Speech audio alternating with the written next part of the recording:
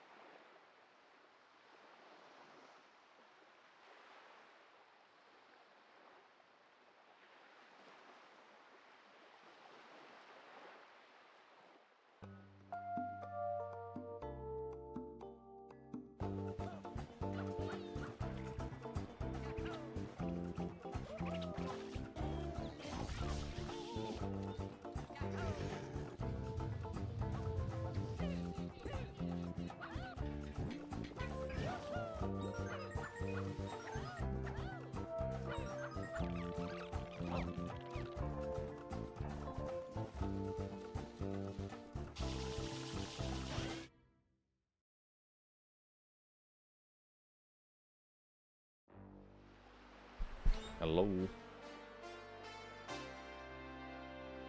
Super Mario Eclipse! Woohoo! Just gonna make a pause that I'm streaming, then I'll start.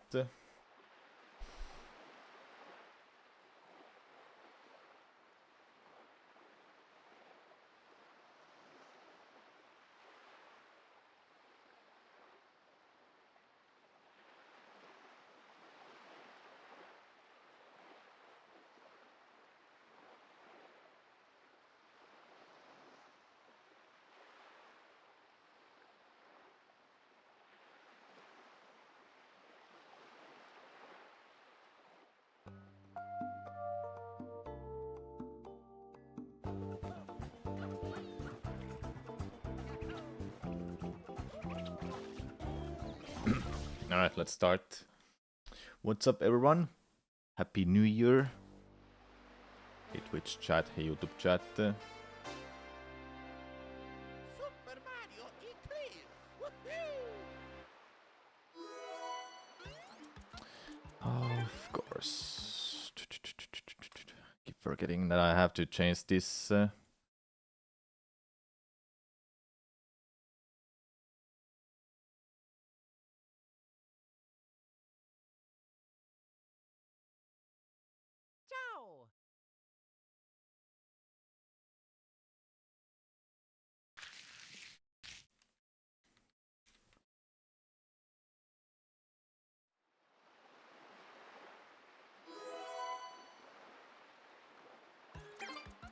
No, not that.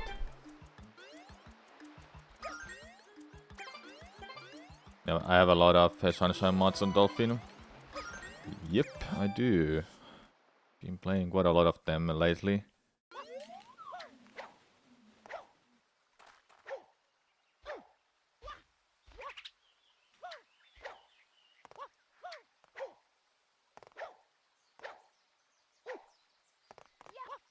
No! Okay.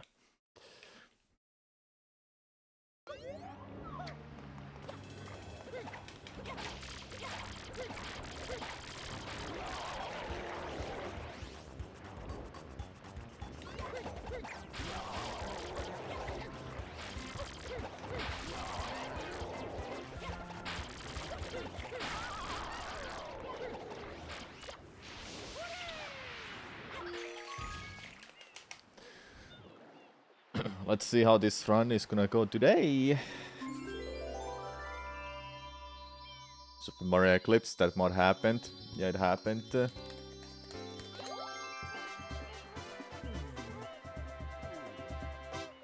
only thing about Vanilla Sunshine that really miss in Eclipse is that guidebook map of... yeah. By the way, why was that showing the character selector?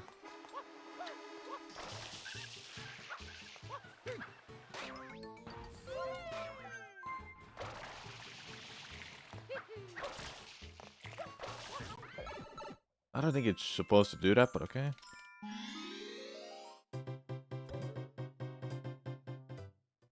What is this file? I'm not supposed to have Pianissimo.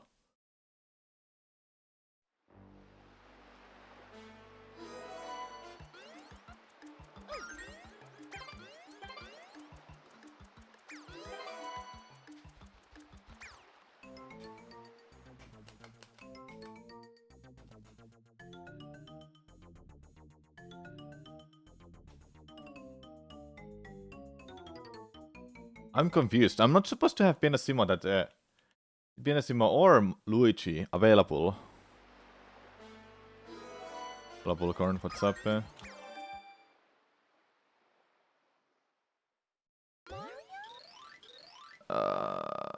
gonna do that too.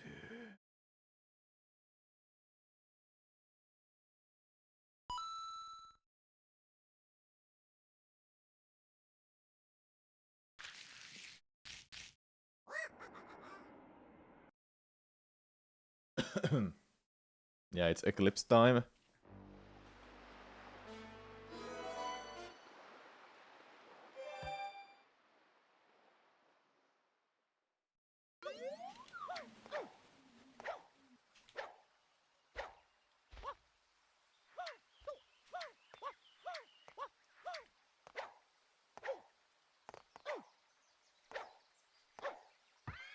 Okay. If if the select screen shows up again, I'm gonna be so confused because I have not updated this game at all. It's not supposed to do that.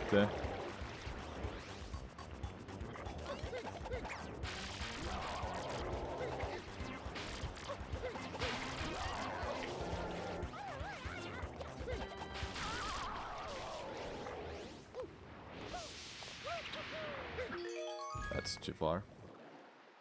149 shines and 339 blue coins so far. Nice. That's a really good amount.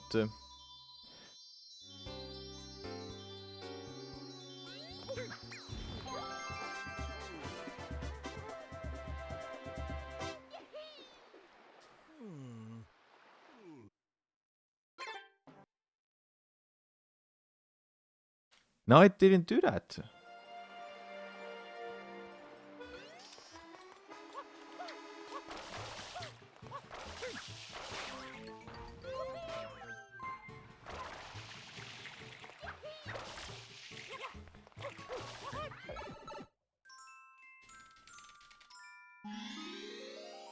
Okay, now it's not doing it. What? The last run I started from a brand new file and it gave me Luigi and Pianissimo unlocked already. Which shouldn't be a thing. What just happened, dude? It's not like it's a bad thing. But I didn't expect that could happen. It's like I was playing on a New Game Plus file. And how is that possible?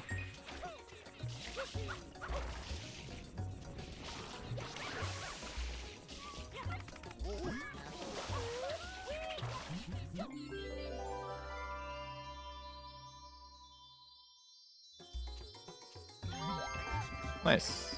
Time save. Let's go.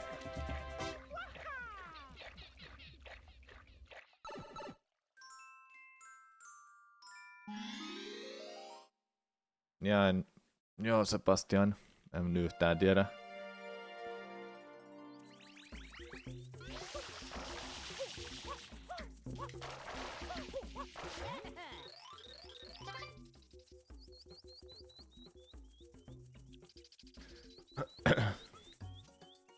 I gotta do some practice for echoes, prime echoes later today. I need to need to get ready for tomorrow's session with Ram 2. Music is so quiet.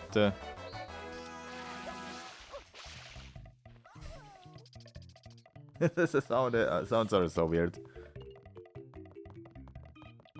Feels like this patch has been really buggy lately. I don't even know why, because I've not updated it for months. It hasn't been updated for like months. Yeah, anyway.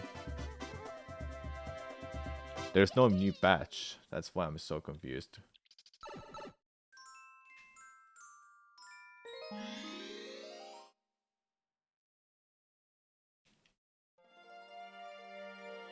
You cringe when you score at 69. Why? Just a number.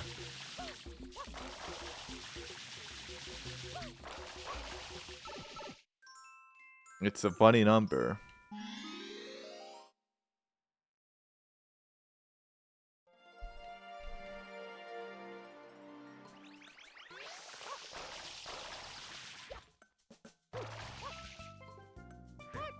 Oopsista.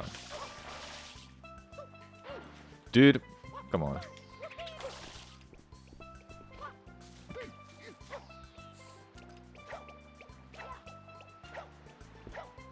Just don't find it, meme 30. I can see that, yeah. Let's go, first try.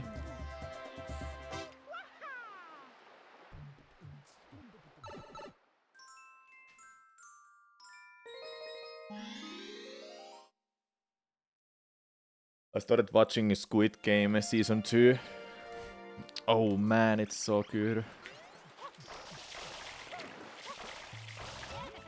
I've seen 3 episodes so far, so please no spoiler, you know? Don't be an asshole. I'll see the rest of the episodes later. Probably not today, all of them, but some at least.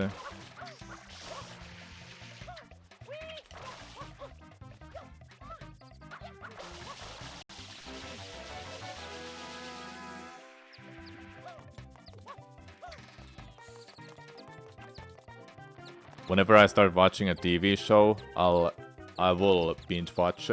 That's just what I do. That's why I try to not watch all of them in a row. So I leave something for later.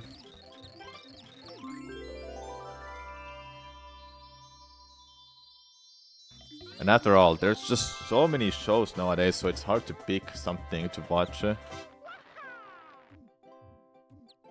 And I don't have that much time to even put myself watching a TV show nowadays. I stream, I edit my videos.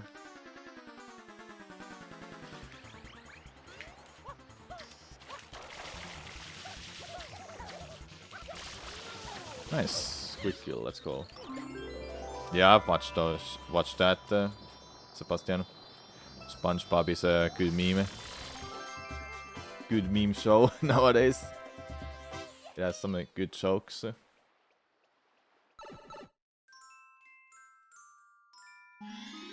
But I haven't seen it in like 10 or 15 plus years.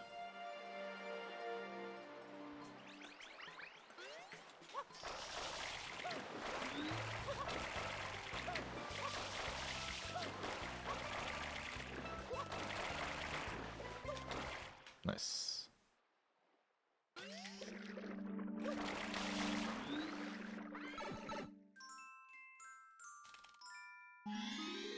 Alright, boss fight time. Did a kill that I don't remember how to do properly.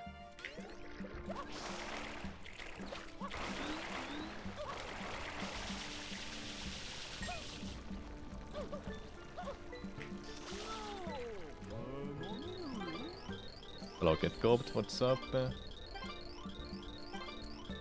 Happy New Year as well.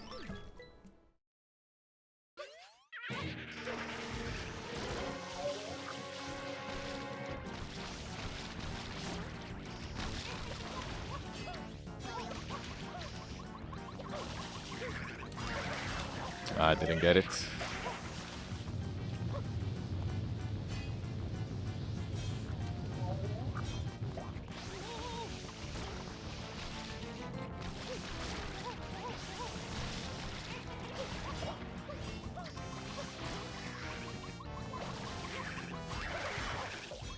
Got it once. That's what matters. Nice. If I get it twice, this fight would be really fast.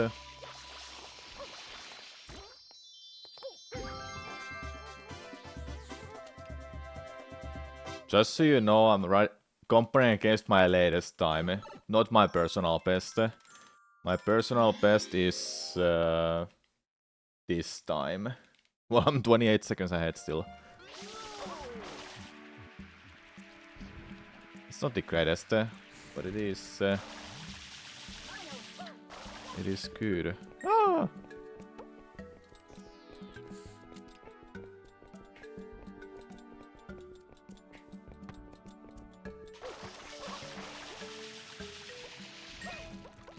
Didn't go the farthest, but it's okay. No, no, no, no, no, no, no, no, no, no. No, fuck that, man.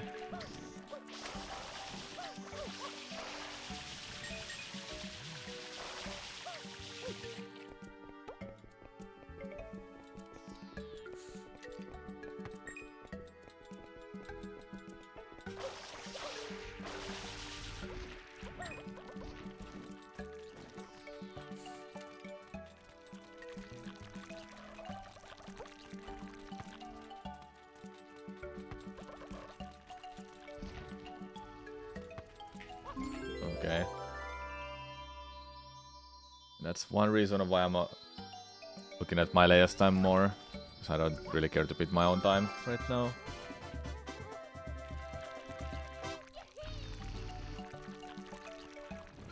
Hello, Sapoom. Yeah, hype for win runs. I'm not going there until Saturday. Because I'm working tomorrow. And after stream, I will be so tired to even think about driving there for 4 hours. Your main impression from Eclipse is to give that team money and see if they create something. It's a unique game.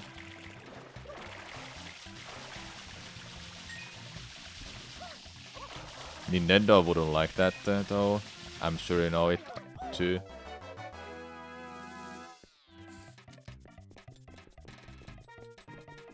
It will be great though.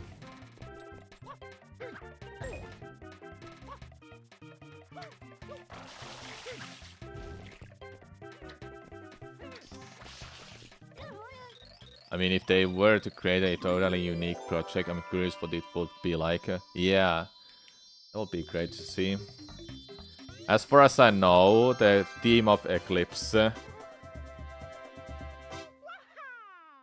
like doing their own projects now, like indie games or something. I don't know though, not for sure though, what they're doing.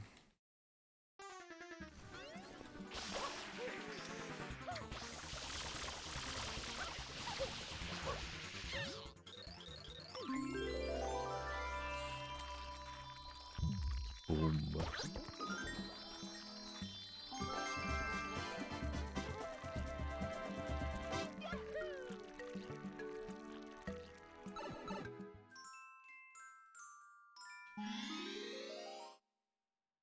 You're currently investigating, but you're nervous that your work background may scare them.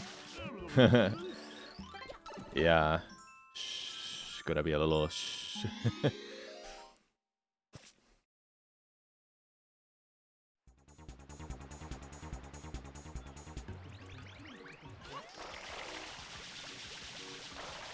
When it comes to making these kind of ROM hacks and such, I don't know what you think about them or so. I'm sure Nintendo just despises so much of this, but then again, I don't know. It's great to see these, but at the same time, it's sad that Nintendo can't support these, even in some way. I understand why they are going after. Your event's contribution in the industry was another Metroid 2 remake, so you keep your head down with these things. Yeah, I see. Wait, so you went, so you asked, you were talking with the developers of another Metroid 2 remake, right? Is that how I understood what you're saying?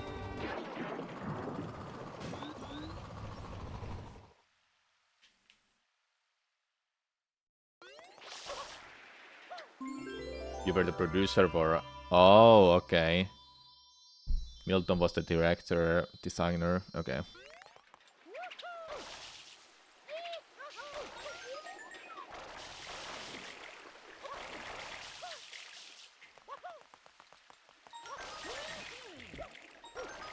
Okay, got that.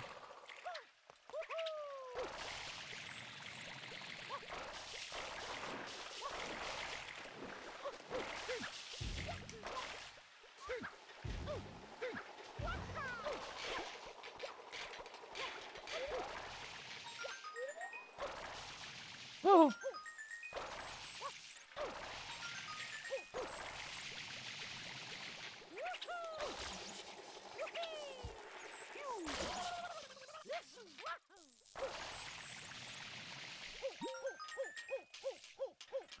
By the way, what do you do for a living then, Sefason? Because you said you were a producer for Another Metroid 2 remake. Nintendo took it down because they did Samus Returns.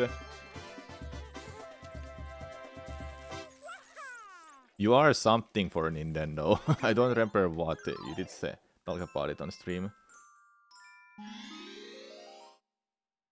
Nintendo took down Yuzu and Ryu Jinx, presumably because Nintendo Switch was still ongoing. Meanwhile, no emulators for past generations were ever endorsed piracy, which is what legalized emulation.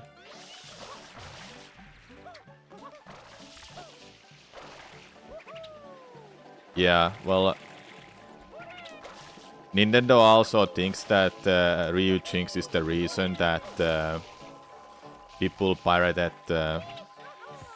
People started pirating Tears of the Kingdom and probably lost 1 million of sales. But actually, it was Yuzu they took down first. Then it was Ryu Jinx later. Yuzu because of Tears of the Kingdom sales, I assume. So I believe that was the reason. And you can do something with Yuzu from what I remember. But I don't remember. It's difficult to explain it right now. It will be easier later this year. Okay. Won't ask more, no worries. Luckily for the...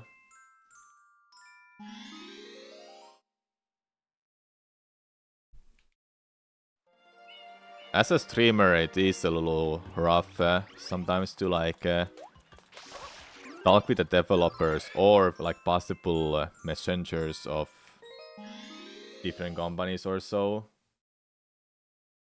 Like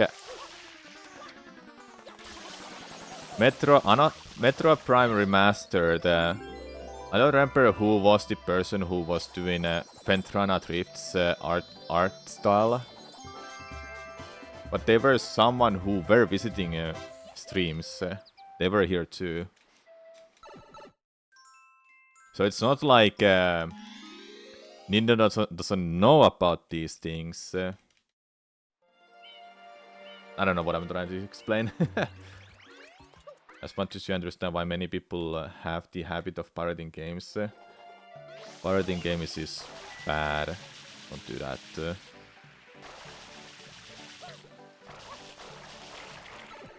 They really shouldn't do that because there is no reason. There's a reason why physical copy games legally cost money to buy. Yeah.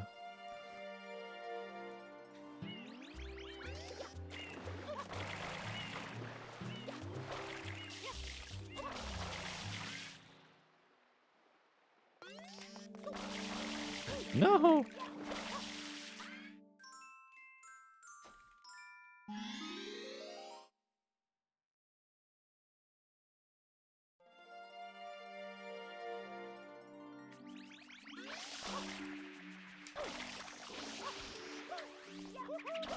Dude, I didn't want to go that fast.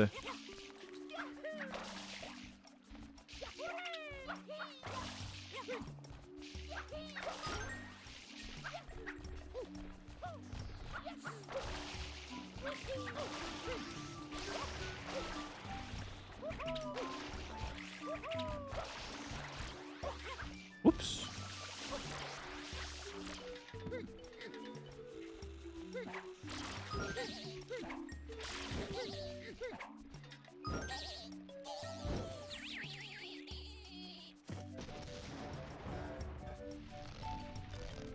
These type of ROM hacks bring so much life to these old games. Like, I wouldn't be interested of playing Sunshine in any form for a long time if Eclipse didn't exist. Because of Eclipse, I'm enjoying Sunshine a lot more.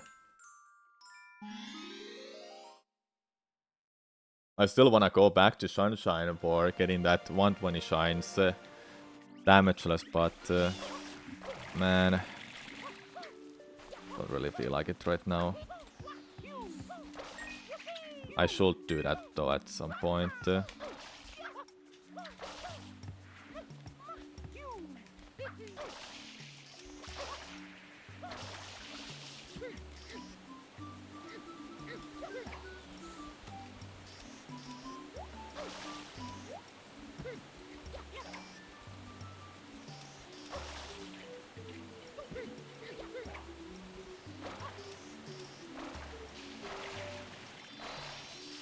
Someday I'll just grab that shine right away.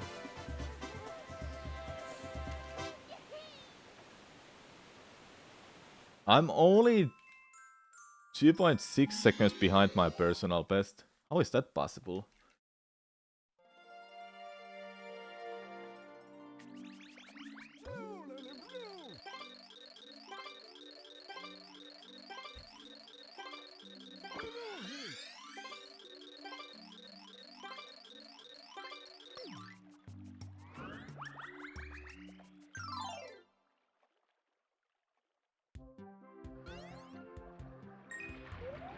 Man, if I started caring about this run a lot more, I would get such a good time.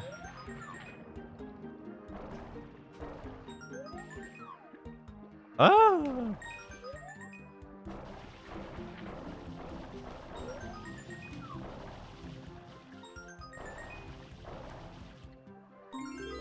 Whenever you think of my Sunshine contributions, my world record for Casino Poo, so the Gimpu world record, you mean? Yeah. And Max Person Pre-Peach are the first things to come to mind. Yeah, they're great achievements. Contributions. I think they're both still world records. Nobody has beaten them. They're that good.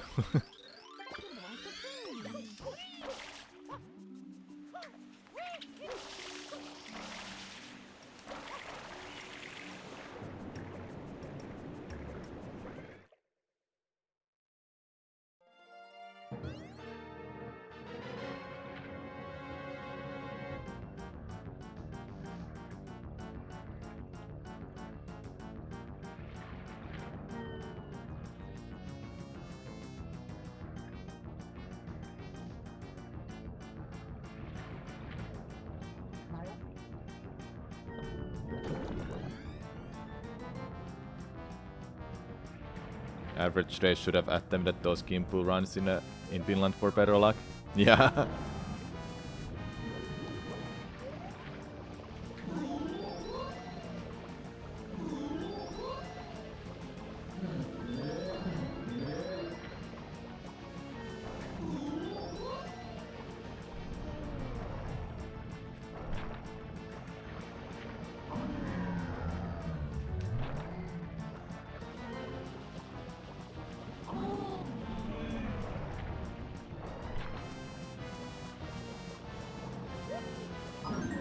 Got it. Good. The eel. Yep.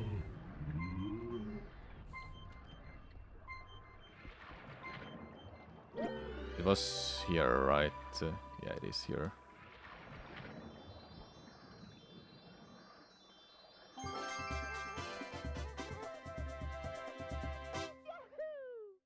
Guarantee that the Nintendo Switch successor will be released this season. There's been so many rumors that I don't even know what to believe anymore. That, oh yeah, it's coming out this year. At this rate, I think it is coming out this year. But when it is gonna get revealed, I don't know. Just hope that the system will have graphics approximately equal to PlayStation 4 Pro or Xbox One X. Spoiler, there will be video games released this year. Yes.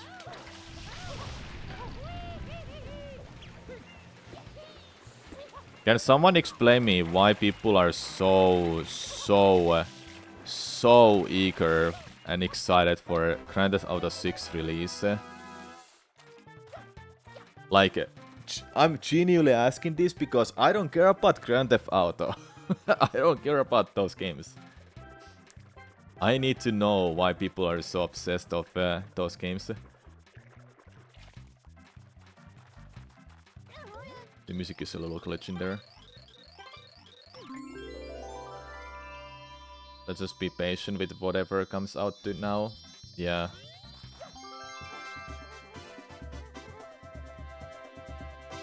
You ain't no GTA fan either. Yeah, those games that just don't vibe with me, so I don't understand why people like them. I want to understand. It's hilarious to watch people play some of that, like modded content, like Tak does. But doing it myself? No thanks. Also, fuck this up. Please.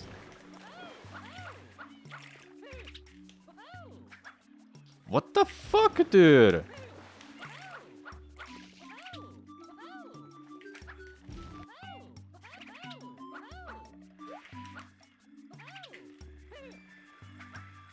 Oh my god!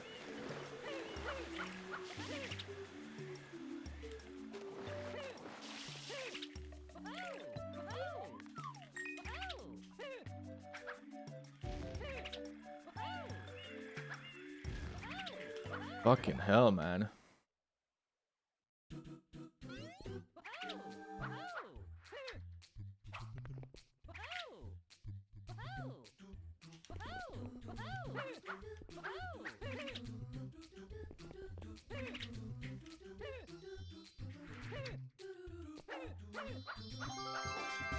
That was bad.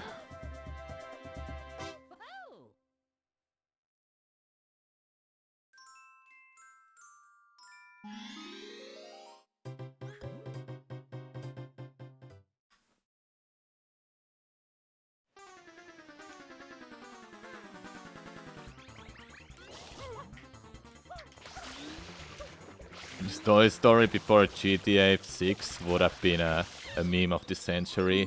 Or Half-Life 3 before before GTA 6.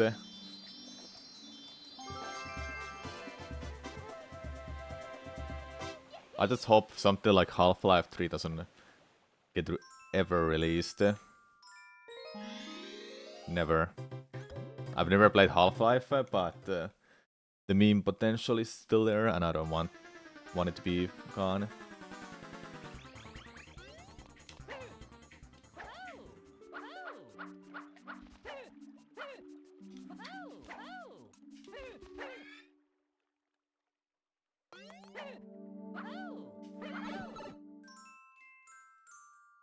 It's not even in development. People don't know it's in development. So many rumors here and there. I don't think it's in development. There's like no way Valve will just go and make it.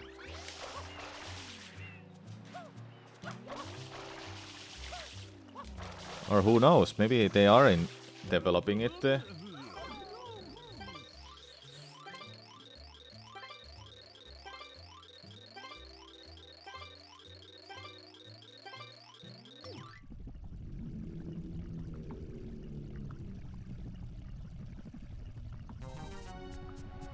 My friend in my Discord server linked Mario in Multiverse ROM hack.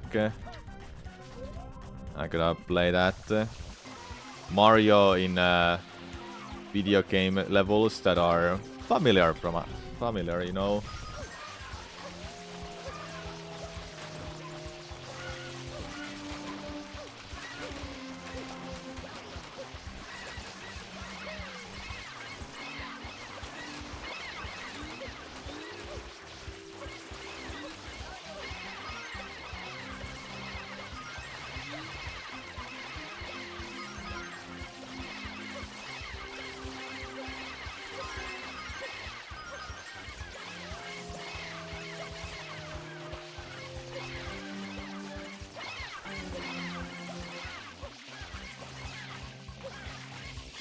Ooh, that was good. Let's go. Before Yandere Simulator could have potentially been a funny meme too, if only their developer wasn't such a predator, so I'm gonna go with Before Silksong instead. Yeah, Before Silksong. Maybe that is gonna come out in next lifetime. Oh my god, we just called it that hell a lot. Let's go. Silksong doesn't exist, chat. We got a teaser trailer like 3 years ago or something, I don't even know. Then remember that one announcement that it will come out in a minimum of a year onwards of this release window. Well, it's been 2 years or something, I don't even know anymore. It's been too long, man.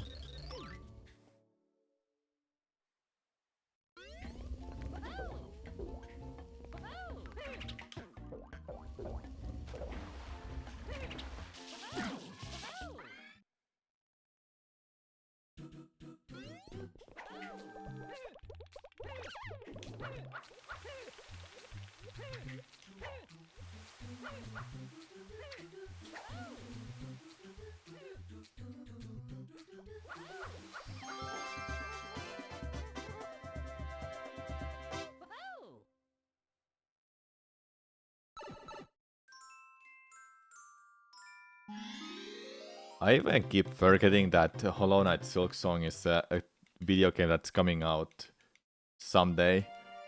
Like, how big of a game they're going to make it? Oh, Inazuma is insane. I assume Cyberpunk 2077 took so long.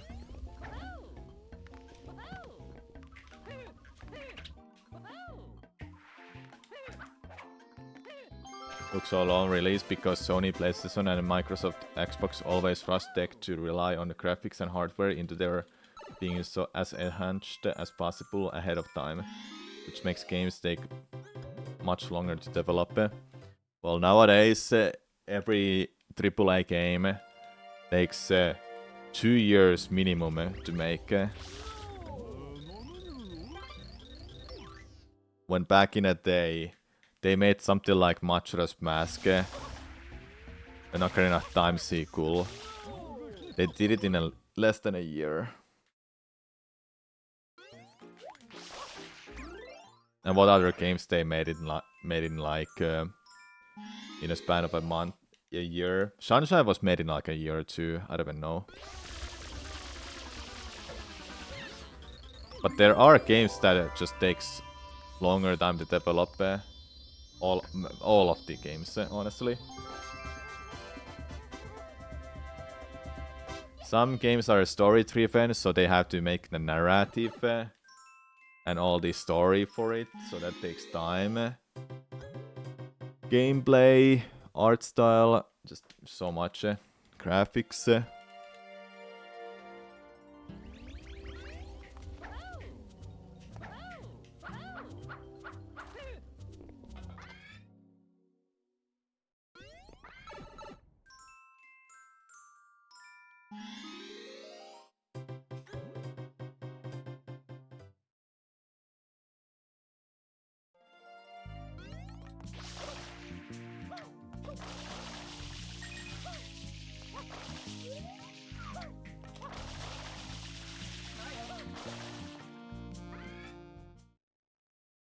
That music goes so hard, man. The saxophone is so good there.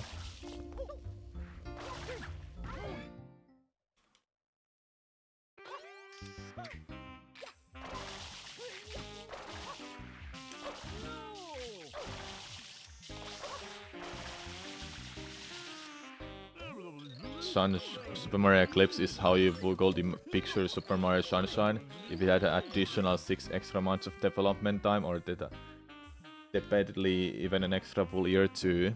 Yeah, think of it. So this hack was made in 5 years, so it took a while to make altogether.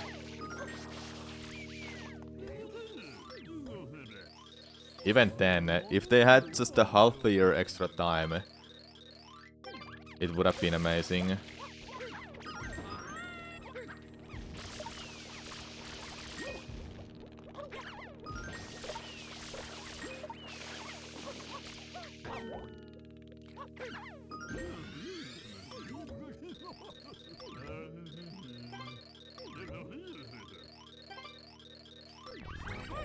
Ooh.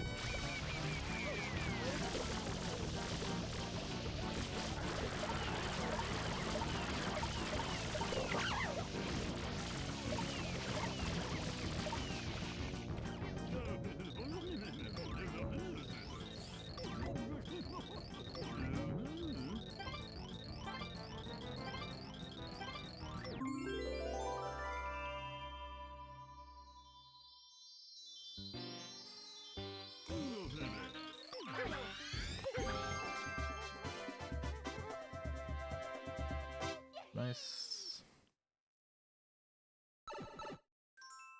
Only 30 seconds behind. Dude. What is this run?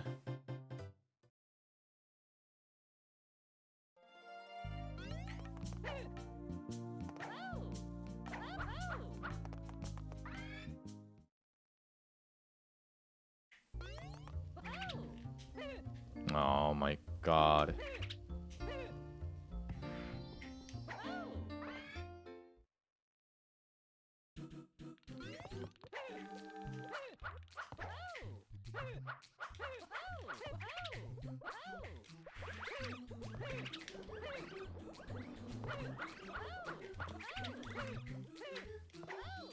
Nice.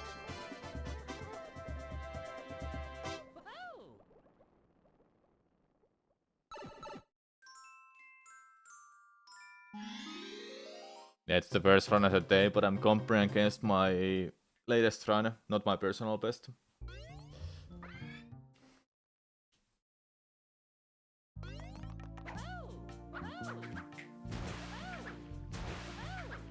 It was outer side that mattered. Oops.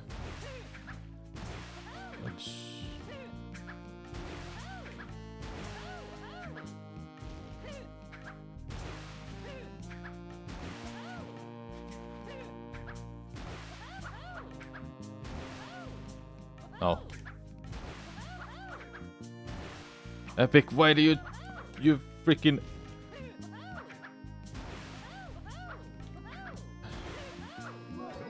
You freaking lied to me. Maybe it was those ones that I had to do.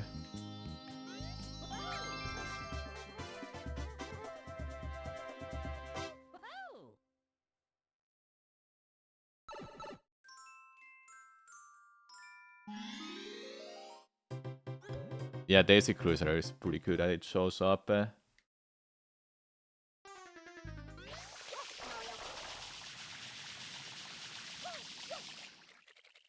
Get in.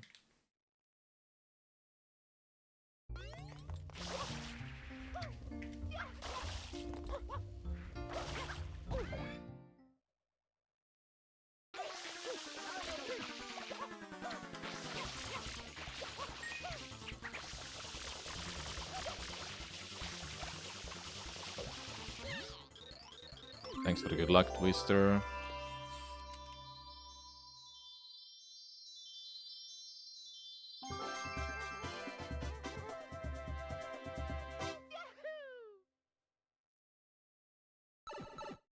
Haven't seen this mod in a while. Nope. I haven't had time to play this. And there's so many other things that I need to do. So many other mods and challenges to do.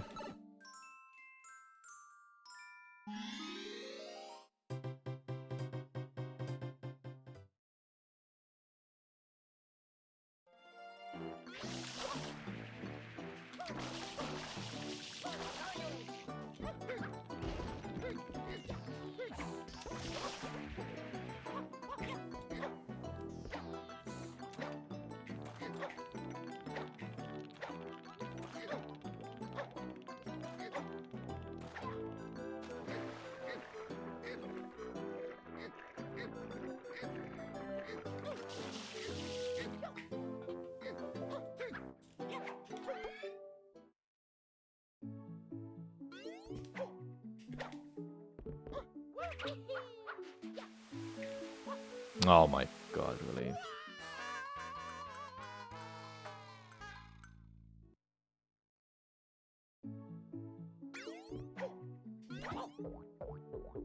Sure.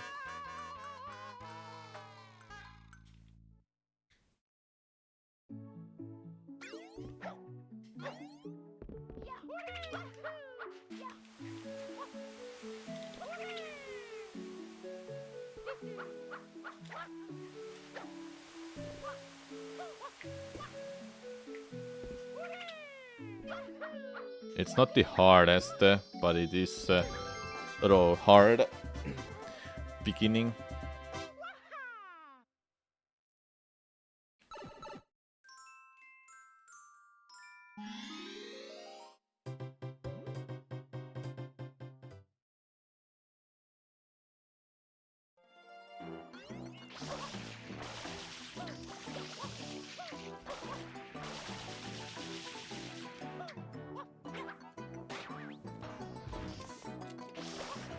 Freaking camera, dude.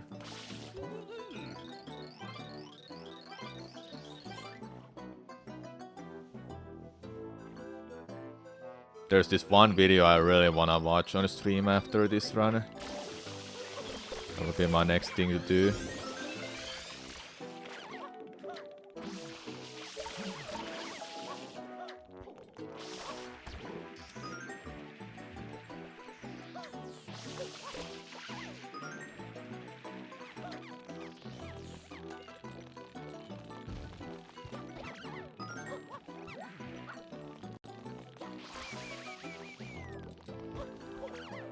I don't know, is this the best way to do it?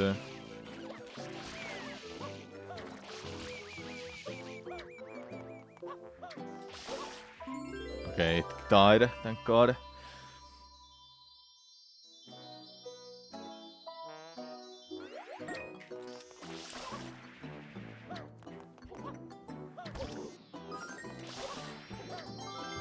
Good. Not doing too well against my personal best. I know that already.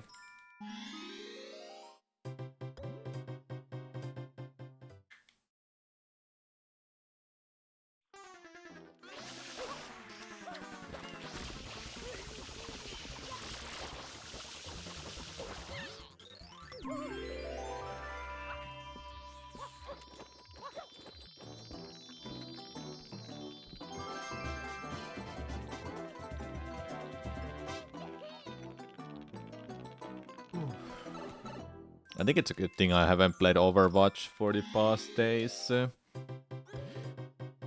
remember last time when I played it. Must have been last week. Was it last week? At some point I did play it. It's good because then I've had time to focus on content stuff. I'm cooking something in the background for upcoming weeks. Oh yes. Some people complain about the Koopa Links turning into Shadow Mario in Smash, but you actually don't mind that one a bit. It's just good because it's Bowser Jr. after all. Koopa Links are just different skins for Bowser Jr.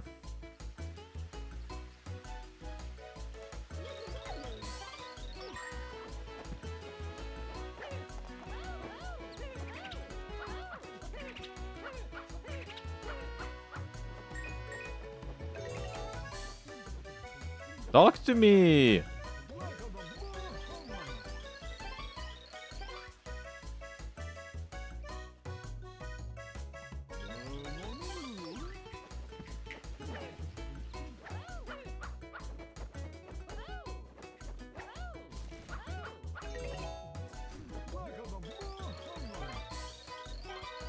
Thanks, Twister.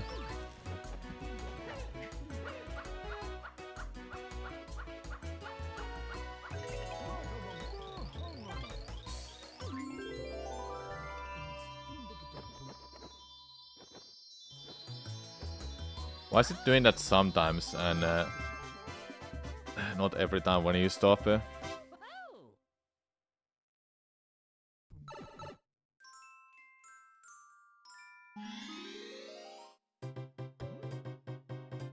Ghost games, I guess so.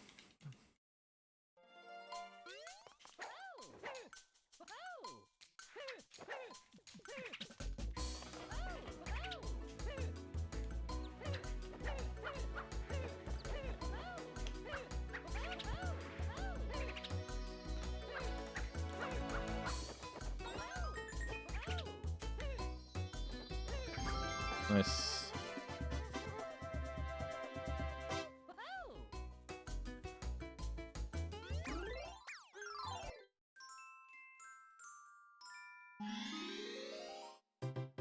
Does Finland ever have a summer season where the beaches are warm enough to make their waters enjoyable to swim at? Depends on a day.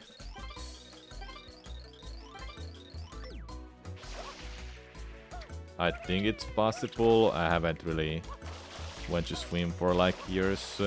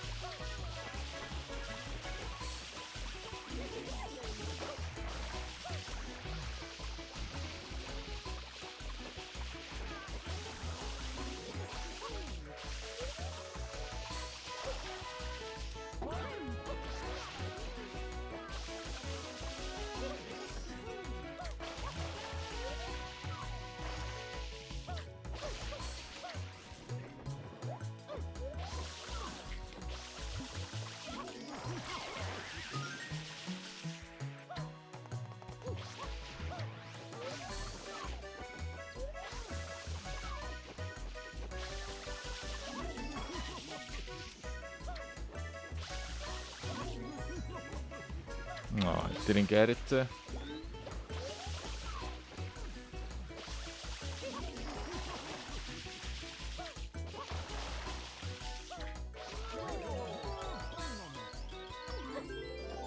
Wait, how am I going to get a new gold here? That can't be real. It is real. Oh my god, I called it that. That didn't even feel too good, but okay, sure, I'll take a gold. Quite literally, huh?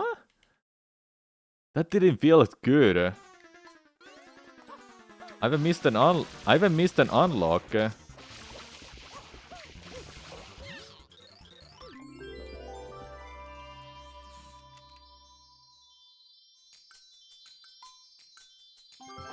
Goes to show how inconsistently bad my time is. Well, it's not like bad, but it's just not good, you know. Should I go for that strat?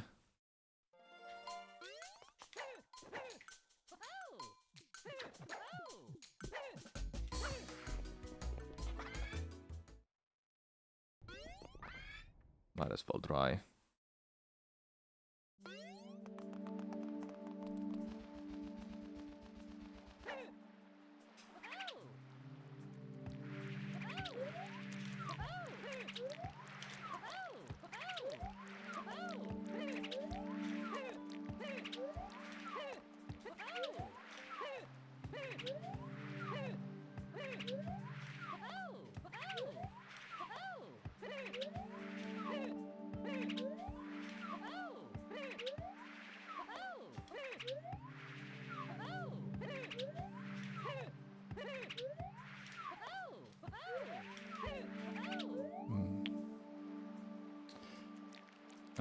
Didn't get the speed, god damn it. Well, there goes a lot of time.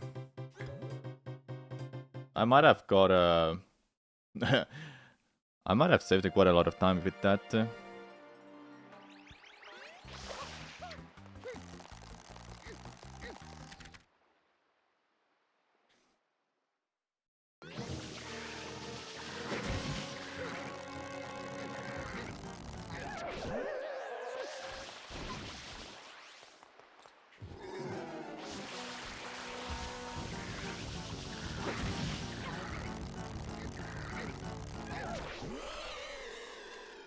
What was that for?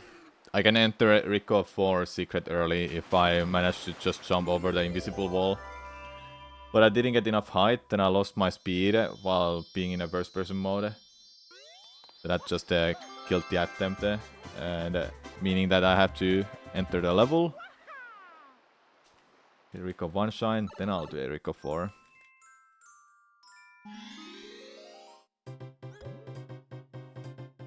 If I manage to enter the secret, I might have saved over a minute.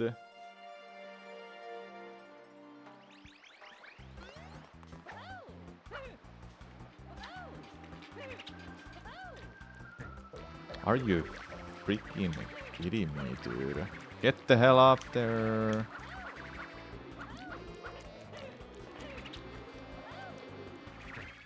God damn it, too.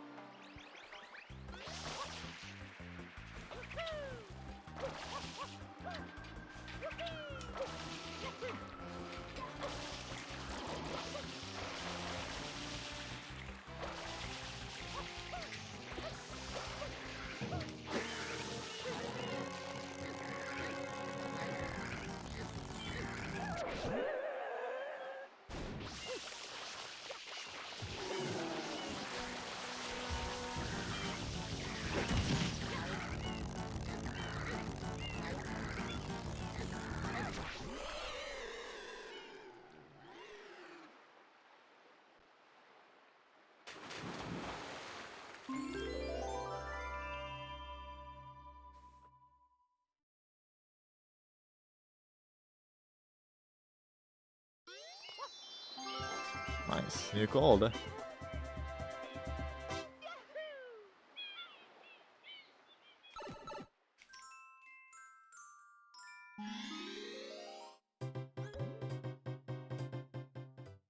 Man, if I cared about this run a lot more, and this game, and just starting to grind, I would have such a good time.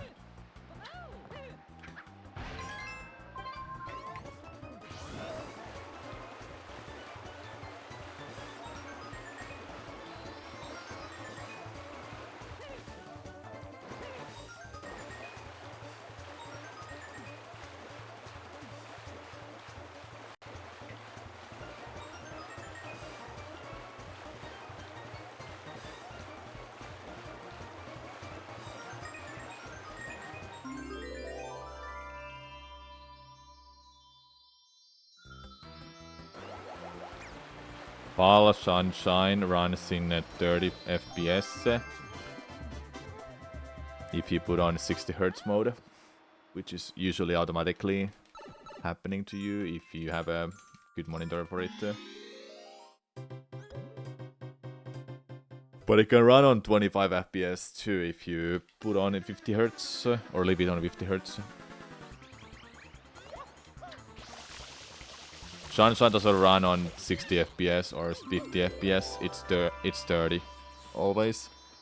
It runs on 60 FPS now because of the mod. They made a better Sunshine engine that just improves the movement and engine overall, and it also includes 60 FPS.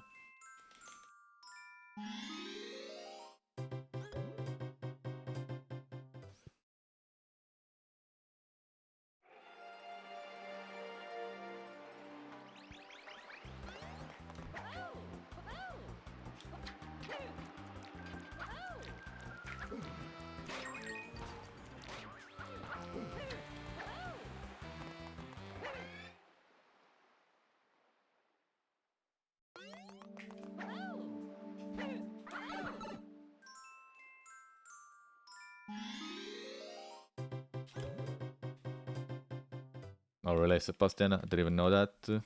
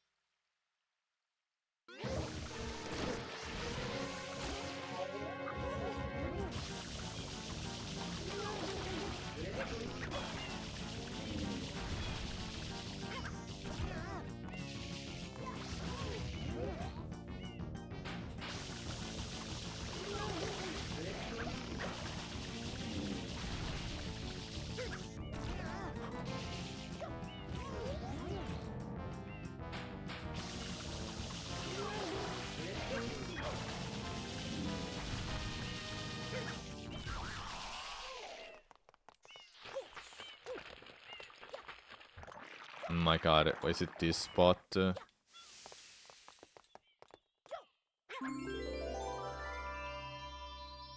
It is, okay, I wasn't crazy.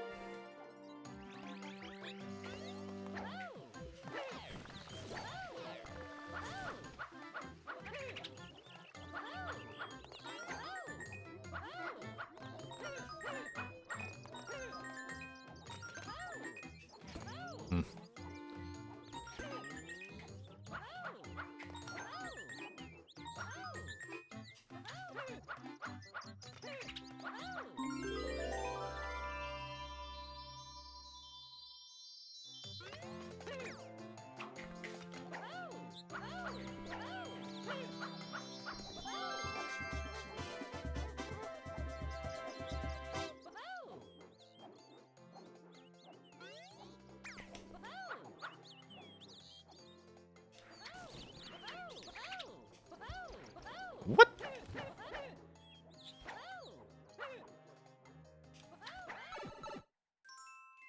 Alright, Skipperino time.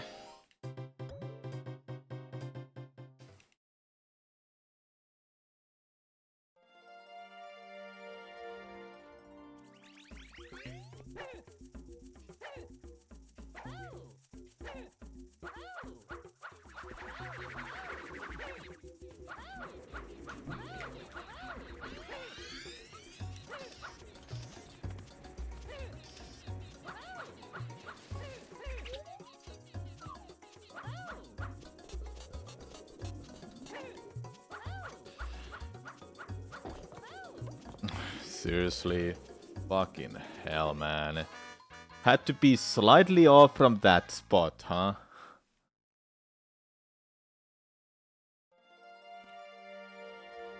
Then we go again.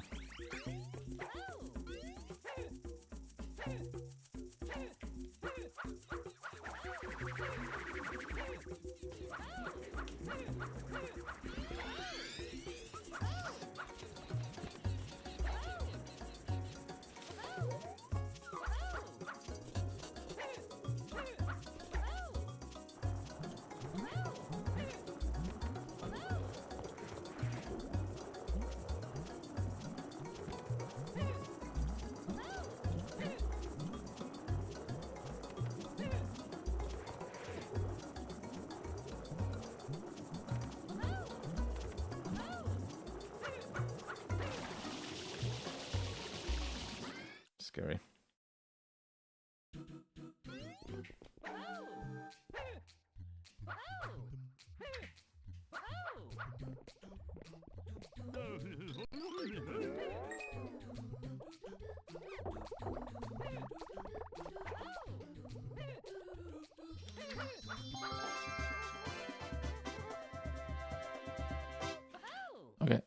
Sure, why not?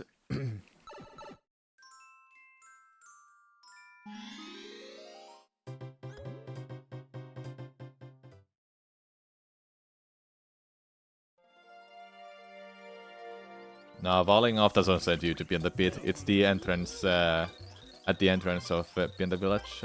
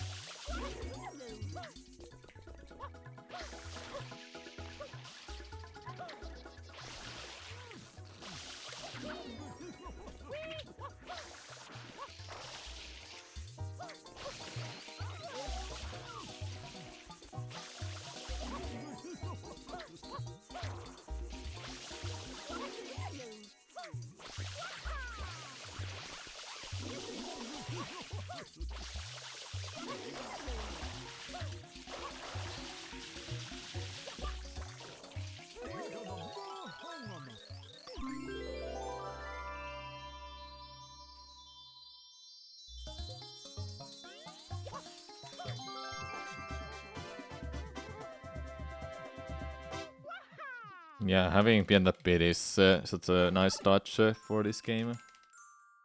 Always wonder that if there is going to be like something under in the village. And now there is with Eclipse.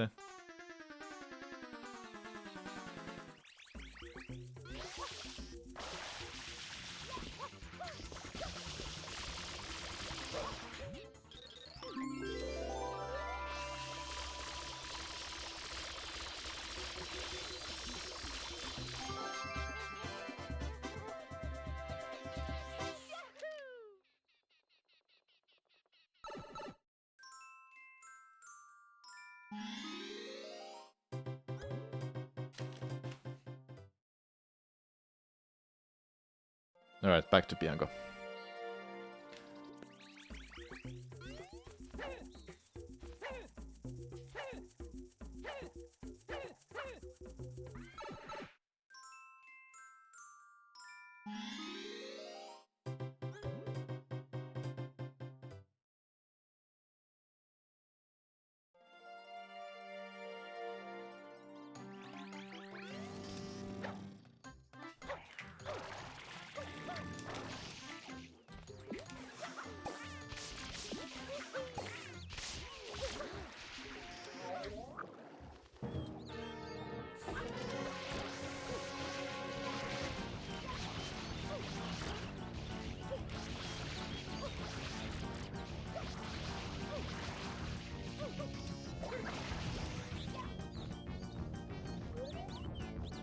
Here he comes. Oh, good luck.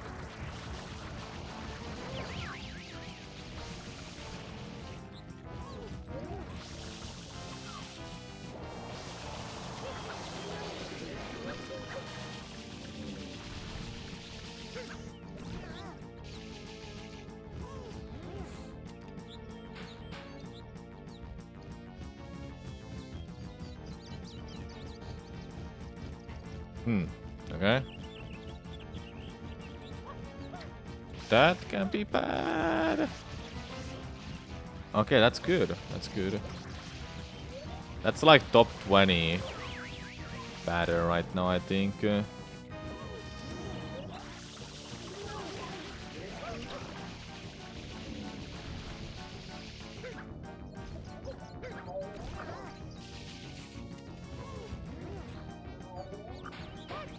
Ow, dude. Because now it can't go... Oh, actually it had like 2 directions to go to, I think. Yeah, it had 3 directions.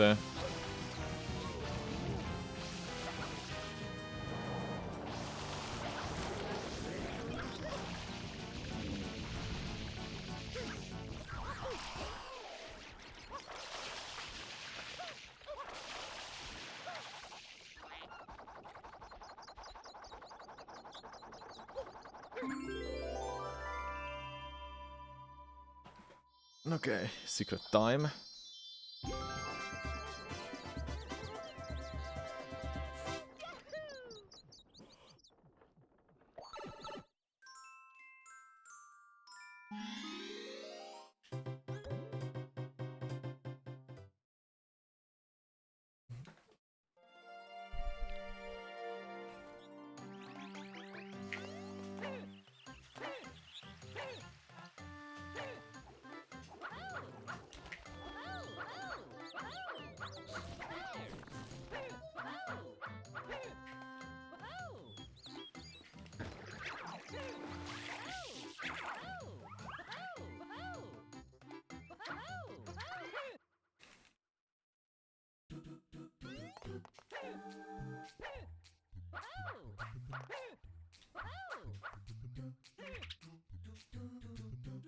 I'm dead. I messed up that so much.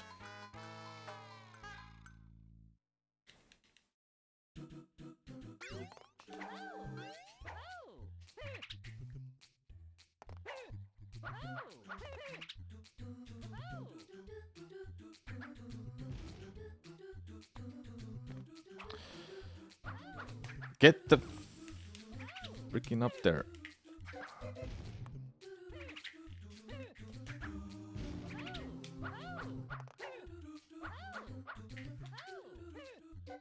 There you go. Will this ever be a run at GDQ or ESA? GDQ, they declined my run.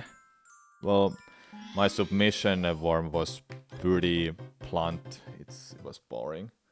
So no wonder it was getting accepted in any way, because I didn't put effort to it. But ESA, I don't know. Probably. Assuming I can get there. I hope I can.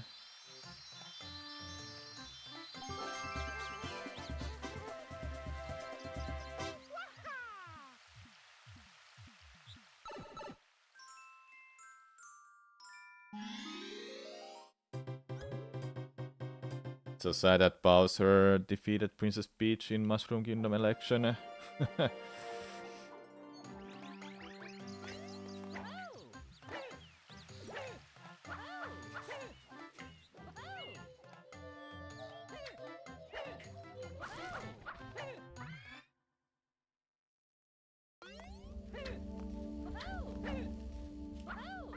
Okay, here we go.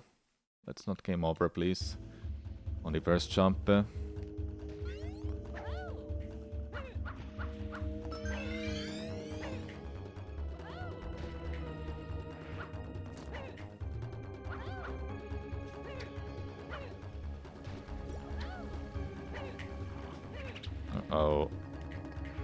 That's fine.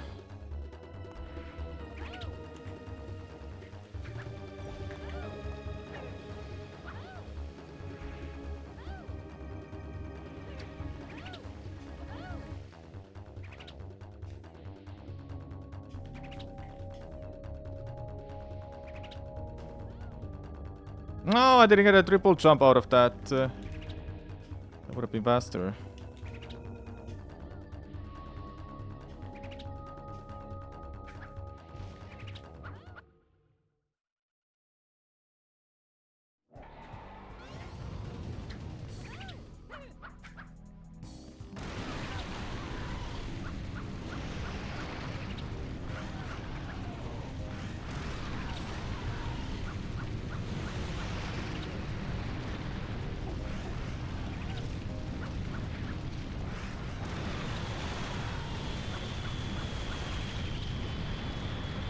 Nice. Wall jump, hey.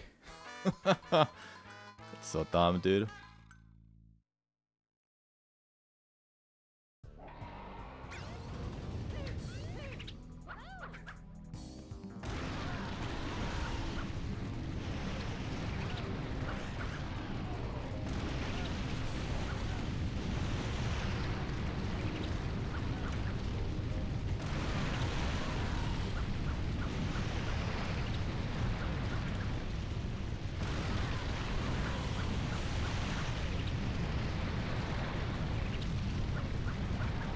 That's not gonna make it. Okay, it did. I think I was slightly too far there left. Cool, cool. Finished the run at least. There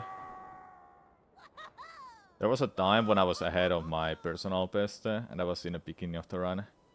Up to Noki Bay. Then it went downhill.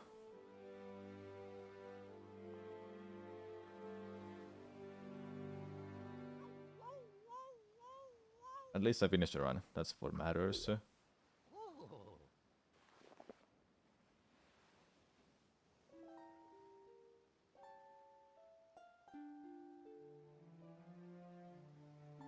No, no, blood died. Mario, was I,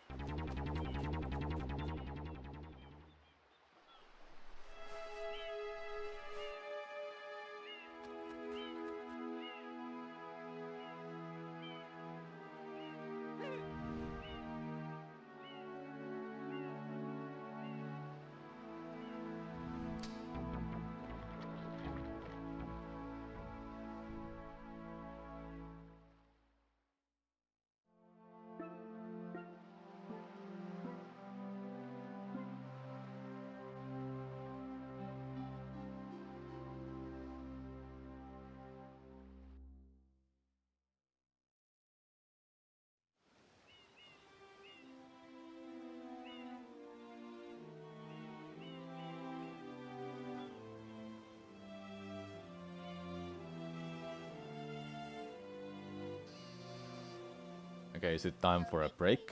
starts now.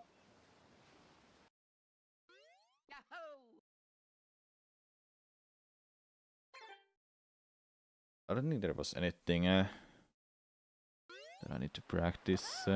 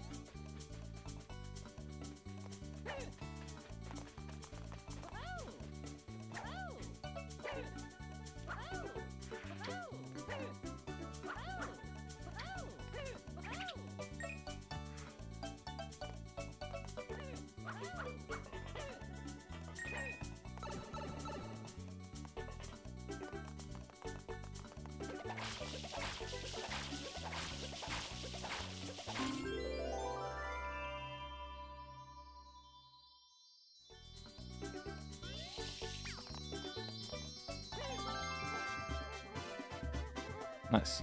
50 shines, let's go. Only 190 more to go. I'll do another run. I'll just mess around a little bit before I watch a YouTube video and take a break.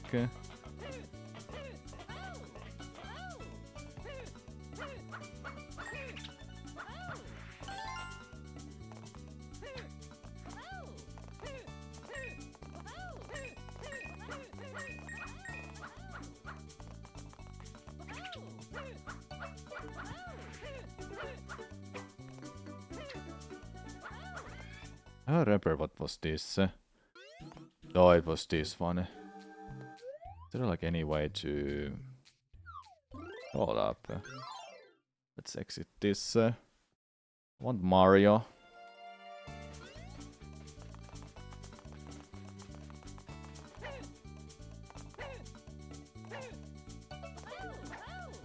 Actually, I don't think Mario is gonna matter because I don't have a way to use flood.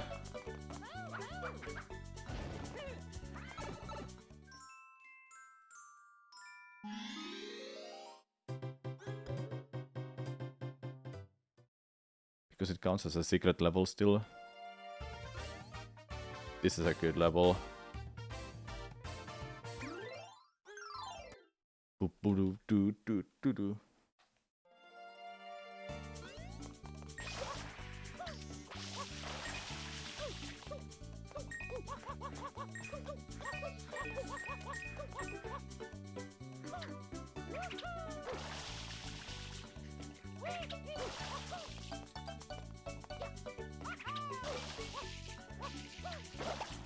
Do we keep the rocket nozzle?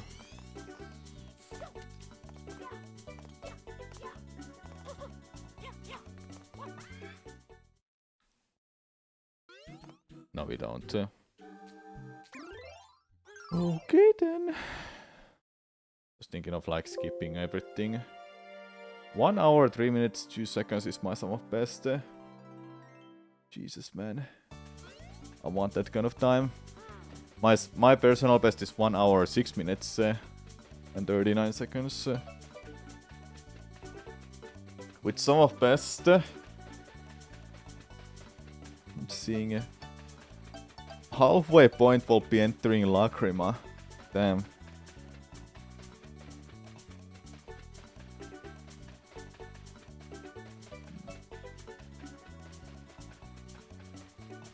Essentially, beating everything in under an hour and entering Bowser, going to Bowser in over 1 hour would be amazing. But that's too much to ask. Oh, there was one thing I need to test out quickly what I did wrong. Lacrima Hotel.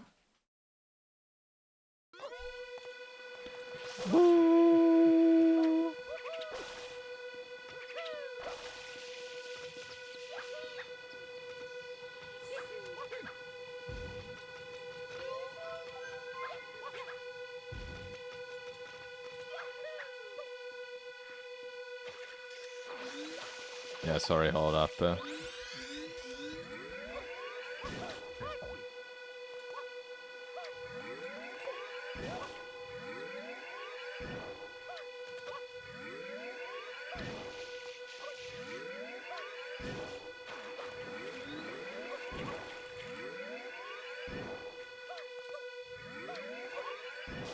Make it stop. So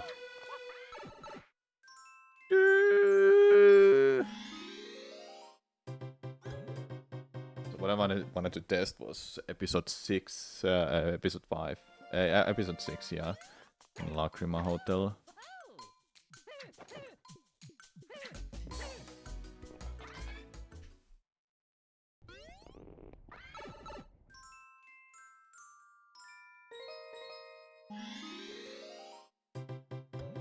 Something about the watermelons. Was a thing for this.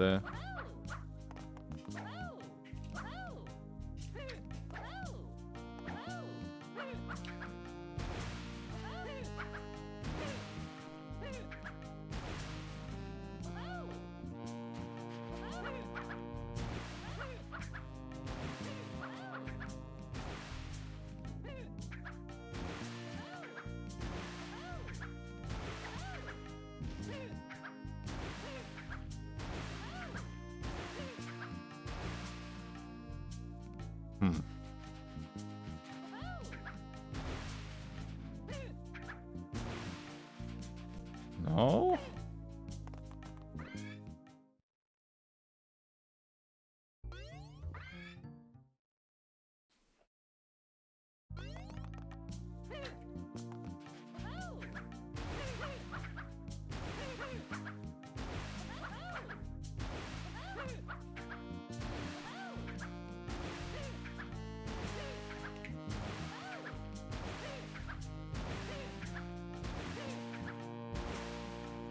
It doesn't work.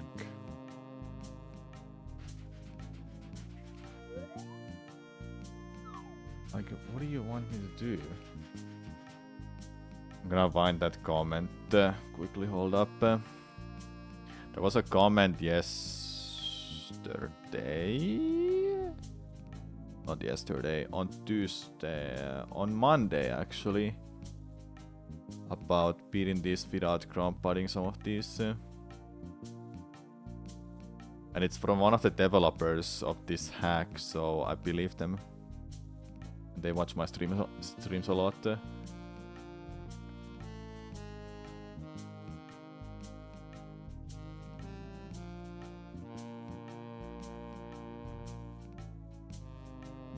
Yeah, I found it.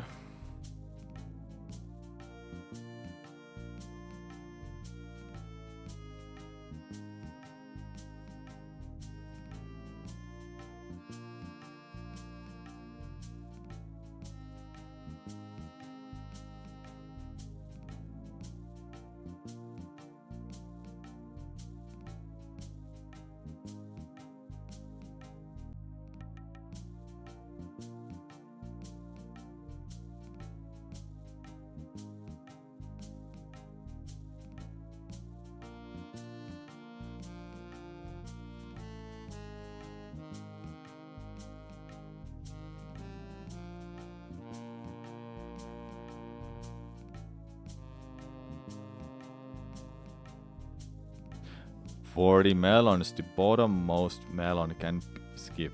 No clue why. Huh? But they're skipped now.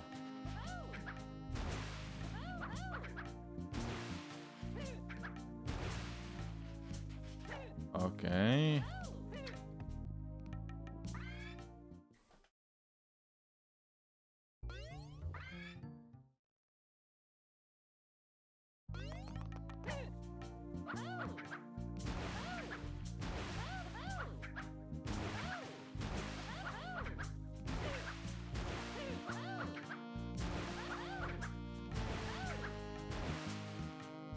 What? It's not that?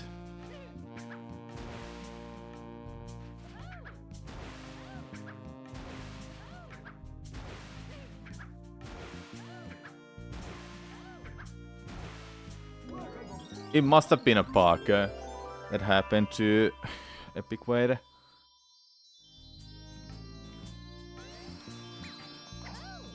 I'll try again.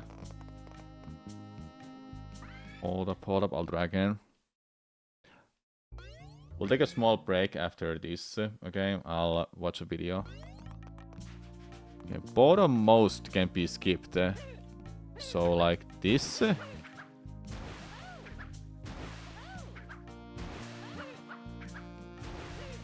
Then this.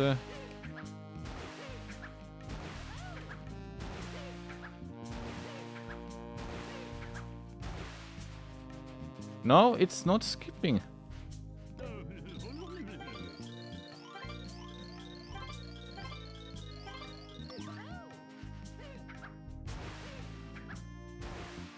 It doesn't work.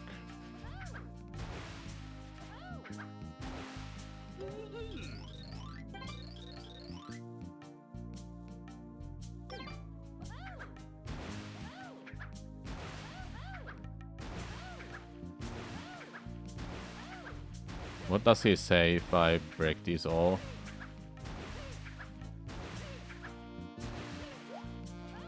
Hey, stop!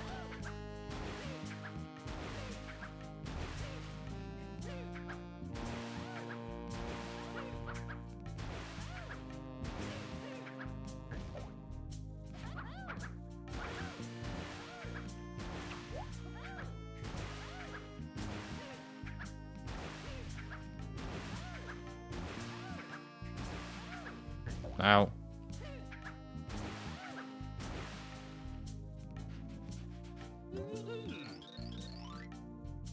Honestly, how hard is it to just follow orders? I don't know, man.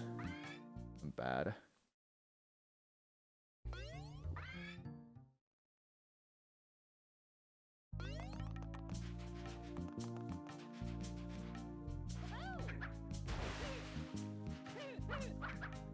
Okay, let's try out something quickly. This is the last time.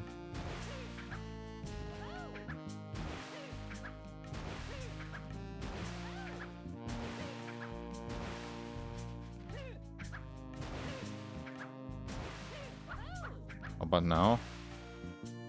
No.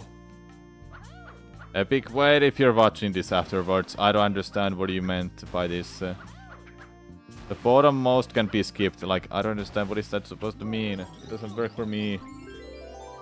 Okay. I'll find that video that we'll watch. Did I have a link it in my server? No, I didn't link that specifically. No, I did have this actually. On November 10th, iBlink22. Oh yes, we'll watch this. Alright, break time everyone.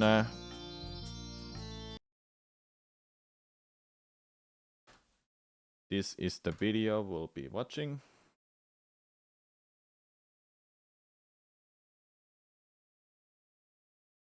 We'll be right back. This is 27 minutes long video, and we'll watch it throughout. Alright, I'll grab something to eat. On November 10th, iBlink22, a Breath of Fire speedrunner, would get on the run of his life.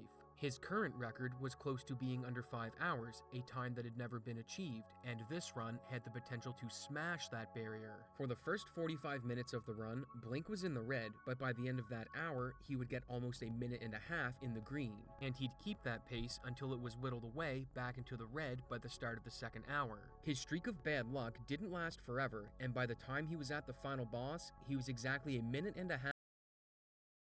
Okay, let's. I'll just grab the wood now. Be right back.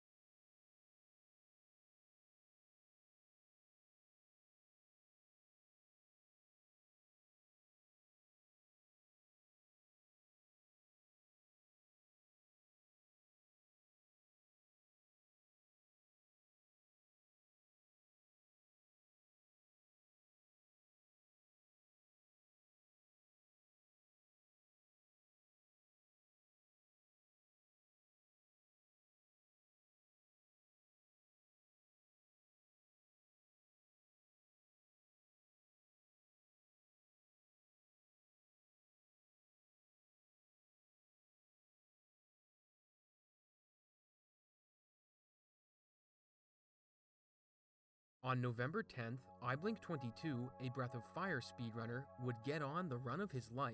His current record was close to being under 5 Okay, sorry it hours, took so a time long. that had I never really been wanna achieved, see this and from the this start. run had the potential to smash that barrier. For the first 45 minutes of the run, Blink was in the red, but by the end of that hour, he would get almost a minute and a half in the green, and he'd keep that pace until it was whittled away back into the red by the start of the second hour. His streak of bad luck didn't last forever, and by the time he was at the final boss, he was exactly a minute and a half ahead. If he doesn't lose time on this split, he'd pull off the first ever sub 5 hour time. Unfortunately for Blink, he'd come up 6 seconds short, but given all the time he lost in the run, it was clear that a sub 5 hour time was going to happen. And the community braced for what they thought would be a momentous occasion, as Blink was sure to lower the record. However, instead of a sub 5 hour run, they were surprised by something else. On November 16th, Blink was streaming sub 5 attempts, and this run, like his previous record, was having massive time swings, only getting ahead after the halfway point. But before he could celebrate his pace and try to take it to a new record, a runner named Brood posted in his chat. Without outright saying that Blink is splicing, Brood asks what he would do if proof called. Taken aback. And VIP asks that. A VIP asks that. Well, what do you do if you got proof called right now? You're going to find out, don't worry. Can you prove?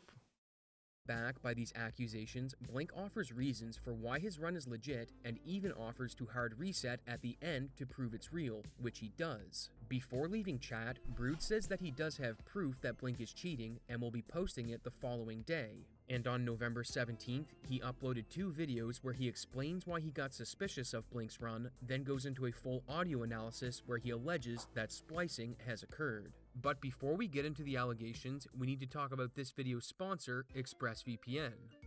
Only they're 3 months free, getting with a The first thing that made Brood suspicious was the luck that he thought Blink was getting with a segment in the early game, the Night Split. How your previous level ups and battles go leading into this boss can impact if you get a good fight for the night, and Brood thought Blink's luck was better than normal at getting through this split. Once he thought Blink's Night Split was odd, he started noticing other things that didn't seem right. In particular, there's a section where Blink appears to react to something before it actually happens. In the clip, you can hear him utter something like, "Oh my god," before he falls down a pit, then reacts with a louder reaction.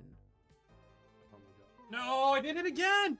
Brood acknowledges that this isn't great evidence of anything below board happening, but with these bizarre occurrences, he decided to dig deeper. He needed a way to prove what he suspected, and he didn't want to make an accusation without solid evidence. So he reached out to a mod on several RPG games who told him that audio analysis is considered to be the gold standard when it comes to detecting splices. After watching a video the mod sent him, he explains that he taught himself how to perform audio analysis, specifically spectral and mains hum analysis. If you're unfamiliar, a spectrogram is a visual representation of frequencies as they vary over time, and is a common method of detection for identifying spliced runs, but mains hum is a bit different however. Whenever you plug a device into a power outlet, you're connecting it to an electrical grid that has a specific frequency caused by the alternating current that the grid is supplying. Sometimes you can hear this frequency, since it's just a vibration caused by the electricity, but oftentimes it's too low for humans to hear. However, that doesn't mean the device isn't producing a mains hum. If you make an audio recording of a device such as a game console, you'd see at the lower end of the frequencies that there's a constant tick around 50 or 60 Hz depending on your geographical location, and this tick is the mains hum.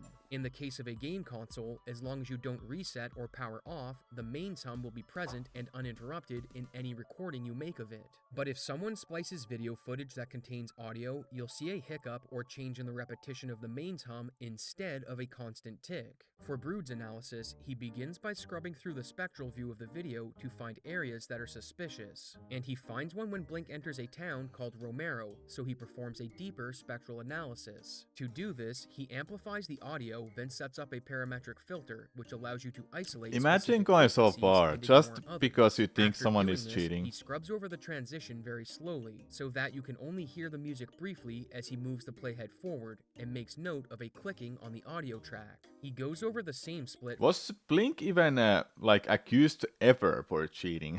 from Let's be another honest. runner, and the same pops and clicks are present in the audio. But in this case, Brood says these are likely from audio clipping, which is when sound goes beyond its maximum volume from amplification, and not a splice. He notes that the clicking in Blink's run isn't normal, and to prove his point, he switches to analyzing the mains hum. He then applies 2 filters to the audio to get a better view at the frequencies he wants to look at, and we'll talk about these in more depth later. The first clip he looks at is from another runner, as he wants to show what a mains hum looks like during a transition on a run he doesn't believe is cheated. And as you see from the video, the mains hum remains consistent throughout the entire transition. He then looks at the mains hum in Blink's run at the same segment, showing that before the transition, the hum is consistent, but he makes note that it contains some noise because of the high amplitude he's applied to it. During the transition, however, he points out that some noise enters the spectral view, with the ticks becoming hard to track and the gap between them getting larger, concluding that a splice has occurred, which results in the change in tick. He then switches to analyzing the opening of the run when Blink resets the console, and once again, he observes clicks and pops when listening to the playhead being moved ahead slowly, so he switches to analyzing the mains hum. The interesting part about this is that during the initial reset, Brood observes a massive burst of energy on the spectrogram, which he attributes to a double signal and Blink talking during the transition to try and hide the splice. Looking at the hum ticks before the transition, he notes that they're uniform, but during the transition, everything delineates with the tick becoming distorted. He then removes all of the filters he's applied to the clip and lets it play unaltered. His conclusion is that there's nothing going on in the recording that explains why these discrepancies are being observed. For the rest of Brood's video, he goes over other instances where he scrubs through audio to demonstrate splices, but for the sake of this video, we'll only be focusing on the Romero split and the initial reset before the run started. To summarize, Brood's allegation was that Blink was playing over pre-recorded footage he spliced together and that the run wasn't legit. And not long after he posted his video to the Discord, a streamer named Zeal would watch it live on stream, with Brood and Blink both being present in his chat. The first thing Zeal notes is that when it comes to Blink's night segment, it wouldn't make sense for him to splice the same fight over and over, as that would make it easy to get caught. So he deduces that if Blink is splicing, he must have created a ton of good night splits. When it comes to the fake acting, Zeal isn't convinced that there's enough evidence to conclude Blink is reacting to something before it happens. So he gets into the spectral and mains hum analysis. Brood's analysis of the change in mains hum doesn't convince Zeal, so he asks if all of Blink's inventory and character stats were consistent throughout the run, with Brood replying that everything in that regard checked out, which meant if Blink is cheating, he went through every possible discrepancy and made sure they were consistent throughout the run. After thinking this through, Zeal realizes that because there is randomness in character stats at level up, that to splice a run like this, Blink was either editing the save file between segments to keep them consistent, perhaps by running on a flash cart, or he was running on an emulator so that after each split, he could redo the next section as many times as he needs so that the stats were consistent. Zeal I'm trying to like comprehend that. What? Do you really think that someone cheated the video game like Breath of Fire? I don't get it. then goes through the logic of Brood's accusation and says this.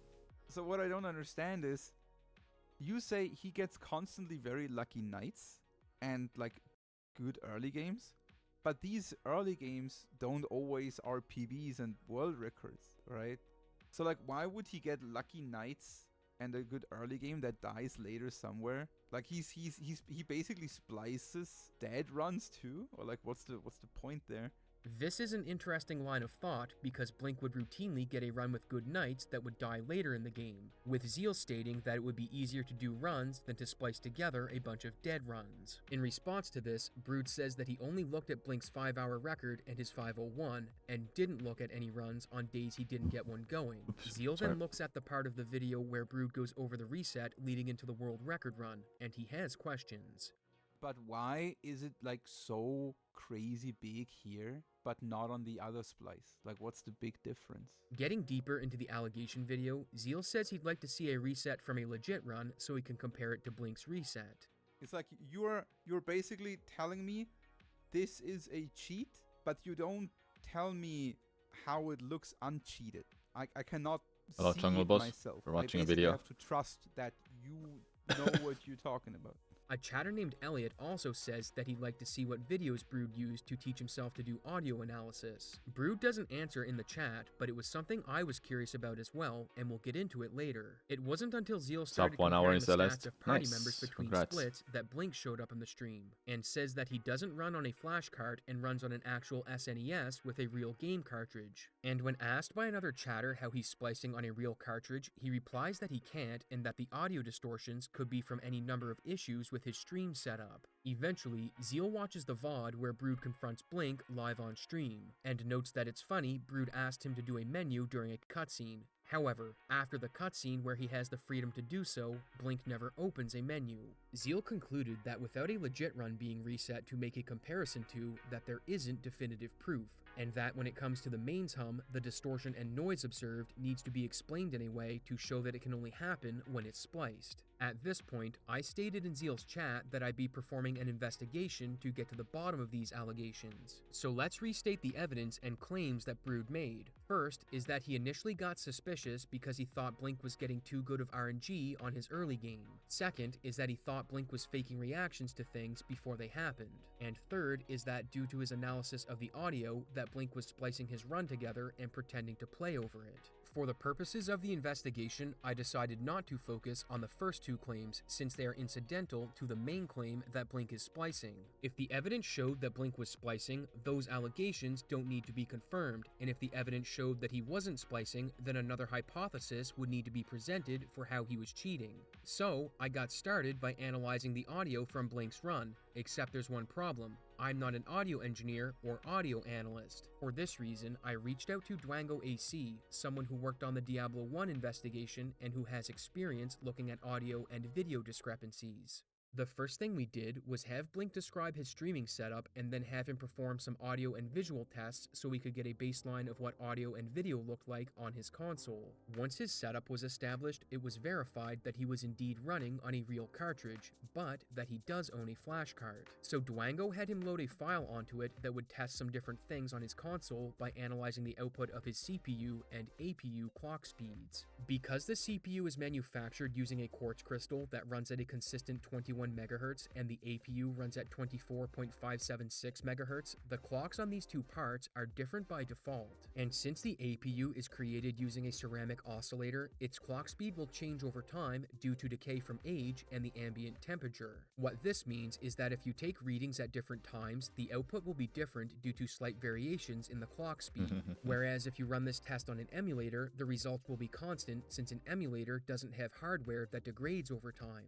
When Blink ran this test, his values were different, so we were able to confirm that he was indeed running on a real console. And given the unique video output of his setup, we also confirmed that the video feed from before and after the alleged splices was taking place on the same setup. Dwango then had Blink perform 3 audio tests, one where he records the console while it wasn't playing audio and his mic was muted to get a baseline of the console's hum, another where he unmuted the mic and took another recording, and then a final test where both pieces of hardware were unmuted. Upon looking at the test with the mic unmuted, Dwango realized something. The audio result was the same as when the mic was muted, meaning that something was interfering with the test. It was at this point that Blink informed us he uses a gate on his mic set at negative 28 decibels, so there won't be a hum from the mic visible on a spectrogram or on his streamed audio if the mic isn't picking up sound due to the gate being active. To get the hum of Blink's mic without a gate, it was disabled and recorded again. And to finish off the tests, we had Blink record a reset and a power off. Not just so that we could compare it to the alleged splice, but so we could see how long it took the different parts of his setup to notice that the signal had been dropped, as the RetroTink and capture card both add lag to the device chain. After these tests, we were able to conclude the following: that Blink's console was behaving exactly as it should given its age, that his mic was showing specific spikes and characteristics at particular frequencies, and that when the gate was activated, those frequencies weren't visible. On top of this, we were able to conclude that his power cycle does have delay due to the chain of devices it needs to go through. And since we identified the audio artifacts present in his baseline recordings, we can then compare them to the alleged splices found by Brood. This left us with the comparison itself, and while we did reach a conclusion on if Blink had spliced, I'm scared of looking at this kind of setup. I don't have anything like this. Thank God, though. aren't audio engineers. But and man, welcome to like, Second Opinion. So without telling anyone our I'm getting conclusion, we passed the infuriating baseline over recordings we gathered to 2 audio engineers and an IT Blink specialist, getting who then performed their own analysis on those recordings Blink and getting the alleged the splices in Blink's run.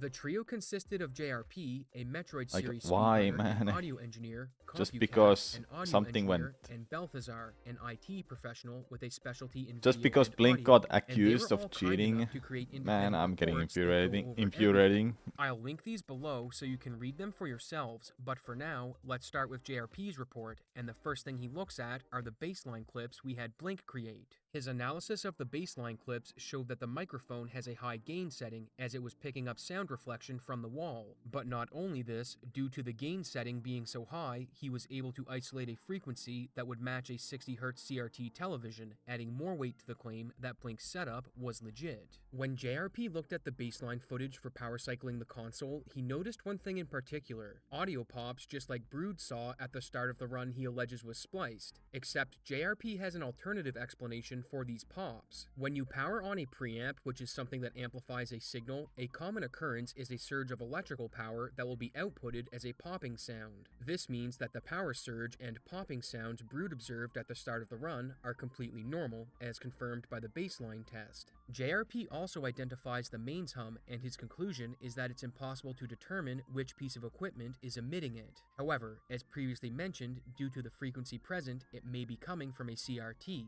but what is definitive is that it's coming from hardware plugged into a wall outlet. When it comes to the Super Nintendo itself, he observes a loud buzzing that gets louder when the console is outputting audio and video. This is explained by aging and decaying hardware, as the Super Nintendo suffers from internal issues that cause crosstalk between the video and audio signals. So how is this relevant to the allegations if it's just console noise? If we look at the spectrogram, we see that the 60Hz tick of the hum is present, but at certain times it gets hard to see and even disappears when sound is being played. JRP offers that it's likely disappearing due to audio from the console being played, but notes that the harmonic that occurs at 120 Hz is still present, indicating that the mains hum is still being produced. So rather than this being evidence for splicing, it's more likely that the gaps in the 60Hz mains hum are being caused by audio from the console. With all of this evidence, JRP concludes that this is a real console setup, but one thing he does note is that the noise gate applied to the mic will cause the mains hum of the CRT to cut in and out, resulting in something similar to compression artifacts, which brings us to his analysis of the run itself.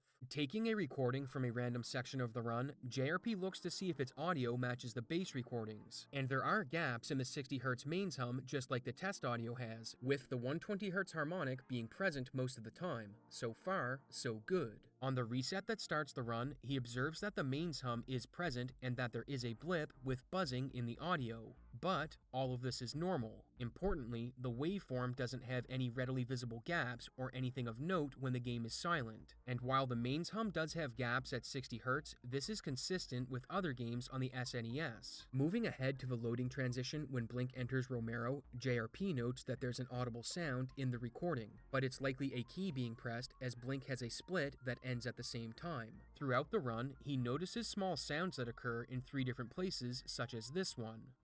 Living the dream, crunching the numbers.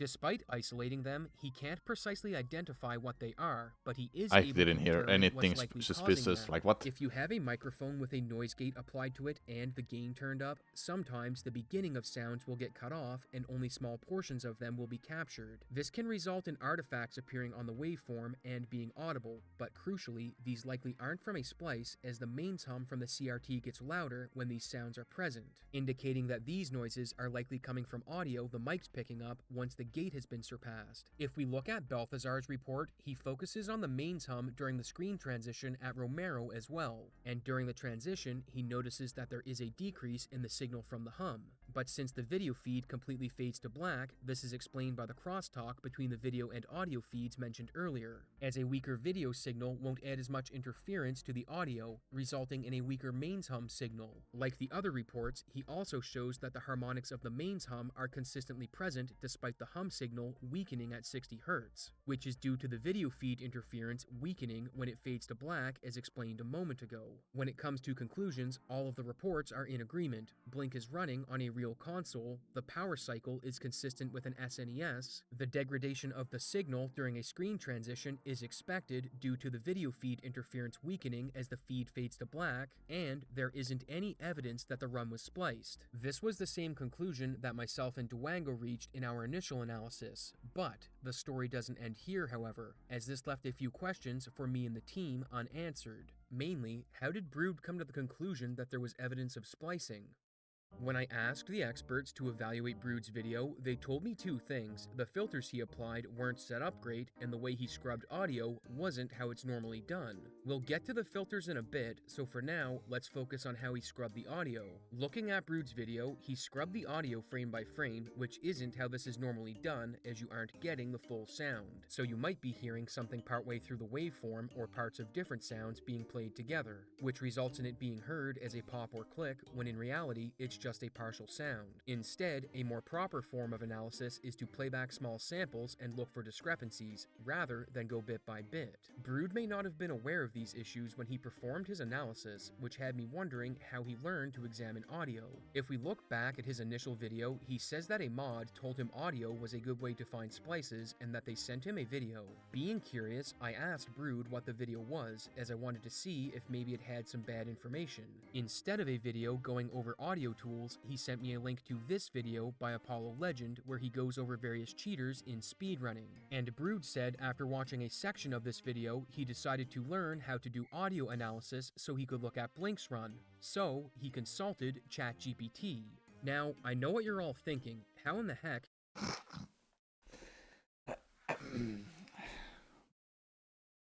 This is the future, chat. We ask ChatGPT everything. Could someone trust ChatGPT to perform something this nuanced and complicated? And I'm going to show you how, because Brood sent me over 100 pages of his log with ChatGPT, and we'll see exactly what his 100 process pages of was ChatGPT! and where it went wrong. Before we get into the chat logs, I need to say that there aren't any timestamps, so it's difficult to make a timeline of what instructions ChatGPT was giving Brood and when. But according to him, he sometimes ignores what it told him and made alterations to its instructions. So you believe ChatGPT in this situation? Because he had multiple chats open with it. So with that knowledge, let's proceed. In one of his logs, Brood gives ChatGPT a screenshot of some audio during a transition and asks what it thinks about it. ChatGPT then gives him reasons for why the audio in the picture could be spliced and concludes that the audio is suspicious. But there's one problem. Brood gave it audio that he didn't think was spliced, so ChatGPT gave a false positive. ChatGPT then gives Brood reasons for why it could have been a false positive, including some that we went over earlier in this video, such as how the system handles audio transitions and artifacts introduced due to the capture setup. To Brood's credit, he did say that in the chat logs he didn't send me that ChatGPT was giving him bad responses and that he realized he couldn't rely on it for detecting splices from images. So, I asked him why he had confidence that it would be useful to learn audio analysis from, given that it was providing bad responses when he was getting it to analyze images. He replied that ChatGPT was misunderstanding his question and said that it wasn't useful for analysis, but it seemed useful for helping him tune the software. So let's see how it did in that regard. In one of the logs, Brood asks ChatGPT the best way to give it these without distorting the information while making it more visible. Based on ChatGPT's reply, it seems like he's referring to audio samples, specifically ones with artifacts and splices. And while it does tell him in this instance to only use moderate amplification, it doesn't explicitly warn him about over-amplification. Instead, it only tells him that a 30 decibel increase might cause some grain and blockiness. Unfortunately, ChatGPT concludes this question by saying that the methods it has laid out will maintain the audio's integrity while minimizing the risk of false positives. Throughout this same log, the chatbot tells him multiple times to use smaller amplifications than 30 decibels, except in the case where GPT was explaining a splice artifact line and Brood asked it if Audition had a feature to scan for them. In this case, it told him to do a 30 decibel amplification even if it creates a distortion. So within the same log, the chatbot is going against its previously stated guidelines. Contrast this with the audio experts who explicitly called out from the beginning Mhm. that overuse of amplification isn't a good approach for this type of audio analysis. And if we look at the settings Brood applies, we'll see that he uses a lot of amplification. When looking at the spectral view, he applies an amplification of 30 decibels. This isn't something he should be doing according to the experts, as it can introduce artifacts that normally wouldn't be there. But if we look at the filters he sets up when looking at the mains hum, the amplification gets turned up even higher. The first filter he sets up is a parametric EQ filter that boosts the mains hum and its frequencies by 30 decibels. He then applies a notch filter where he's checked the fixed gain 2 setting, which applies another 30 decibels to the mains hum and its harmonics for a total boost of 60 decibels. If we look at some of Brood's ChatGPT logs, we see he asks how to detect the mains hum, and this is where it first tells him about a notch filter. It says that it can be used to remove the frequency of the mains hum, but Brood corrects the chatbot and says he wants to use it to detect a speedrun cheater, not get rid of it. During the messages, we see it tell him that the fixed gain 2 setting he set at 30 decibels is helpful for detecting the mains hum, but that it may need to be reduced. After Brood says he's not seeing much visual feedback, ChatGPT then tells him to increase the gain even more. When I asked the experts about these filters, they said that the way he set them up boosted the signal. However, a notch filter normally isn't used to do pure amplification, and one of the experts breaks down how they used it in their analysis. In Balthazar's report, he outlines how he applied a specialized notch filter that affects the mains hum, but he set it up as a band pass filter, which lets him output only the No, mains it's hum not itself. using for According speedrun to debarn. Balthazar, It's had for Brood been aware of this, detecting he could have speedrun corrected the cheaters. settings on his notch That filter, which would have was given him a cleaner picture. ChatGPT used During for. the investigation, the conclusion the experts reached was unfortunately leaked to Brood before the reports were ready to be released. This is something we tried to avoid as we didn't want to bias anyone during the investigation. However, despite knowing our conclusion, Brood still believed that the run was cheated. Brood had spent more time learning how to do audio analysis, Man. and in a DM to me, he acknowledges that in his video, his findings weren't presented the best, and that he used way too much amplification. He goes on to explain how he should have presented the evidence, and now that the reports are public, it will be interesting to see if he changes his mind once he's read them. Overall, this situation could have been handled much better, as Brood didn't need to go into Blink's stream and accuse him while he was live, nor did he need to post his evidence in the Discord for the public to see. In fact, after speaking with Gin, the head mod for Breath of Fire, he told me that he explicitly told Brood not to make this public until he did. Brood did acknowledge that this was a terrible way to handle things and that he regrets making it public, but I can only imagine how Blink felt during this entire process, as not only were these allegations made public, but he had to watch the entire community speculate on them. Even though he knew he was innocent, this couldn't have been an easy ordeal to go through, and I'd like to offer my thanks to him for cooperating during the investigation and providing us with valuable recordings of his setup. And given that he was close to a sub 5-hour time, Blink streamed attempts after the allegations with increased proof standards such as a hand cam, and not long after, he shattered the sub 5 barrier. This has been one of the more unique cheating scandals I've ever seen, and I can't wait to bring you more content, so subscribe and stay tuned. Okay. Dude, I'm furious for Blink. Like, dude, I'm just mad for him because man, if you accuse someone for cheating, you gotta be 1000% sure about it, so you don't make yourself look like a clown.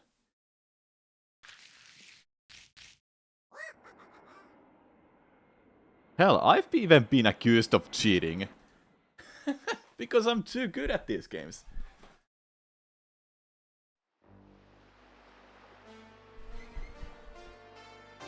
Hello, Zakarian. Thank you, man. I appreciate it. I'm cheating. Yes, for your cheating for being too good at these games. Yeah, 5 eyes.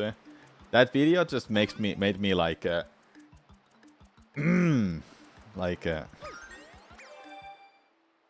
all of those for like just making yourself look like a clown or something.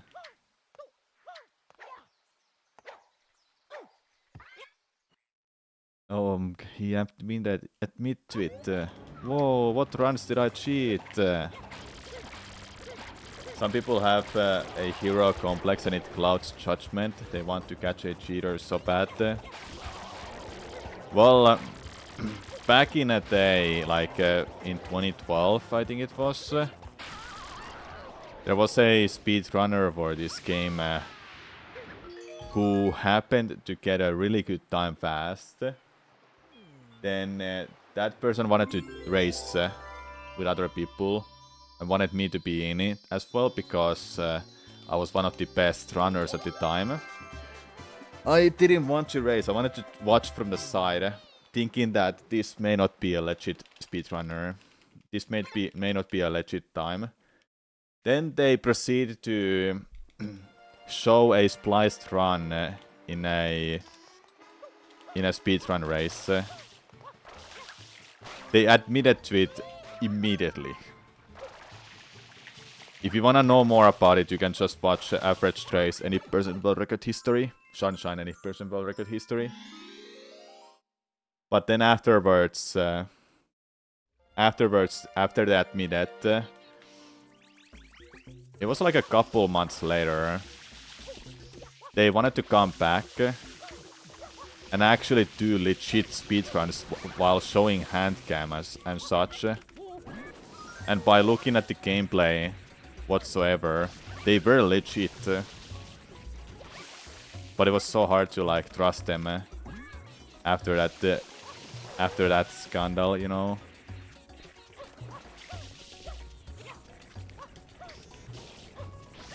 So I kinda catched some cheaters too, but nowadays I feel like if you cheat, you're just an asshole. Like, what do you gain from trying to get a fast time in a 20-year-old video game? Think about it. Reputations are pretty rigid in speedrunning. Hard to change a bad one, hard to gain a good one. Yeah. But in that case, for that person who spliced that run and showed that in Sunshine speedrunning, then they came back being legit. I kind of felt bad for them because they started to be legit. They were young, so they knew they did something wrong. But then they disappeared, so don't know what's up to them nowadays. But this is like something that happened over 10 years ago by now, so it's ancient history to me.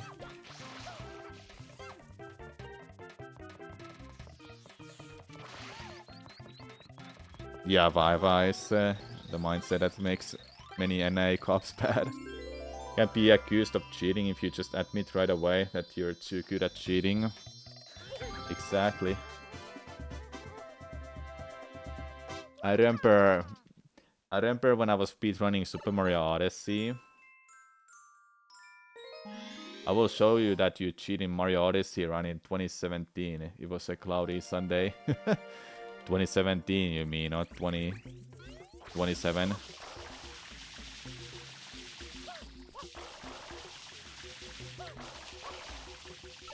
Someone did believe that I was cheating in Mario Odyssey because there was like a cut in sound effect and video feed.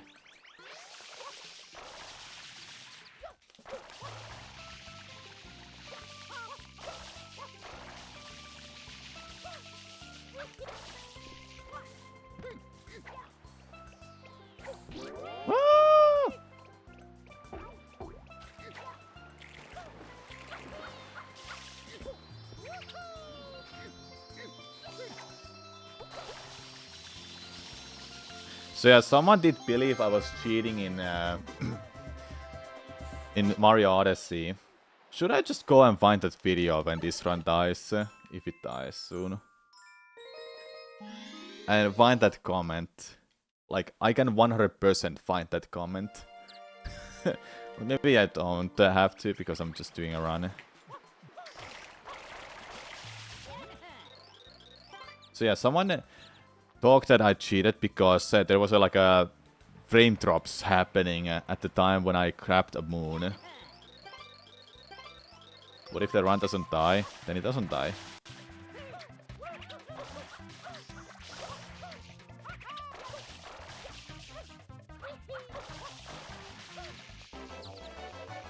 You know, this is too good to not show. I'll show it now. Okay, let me find it.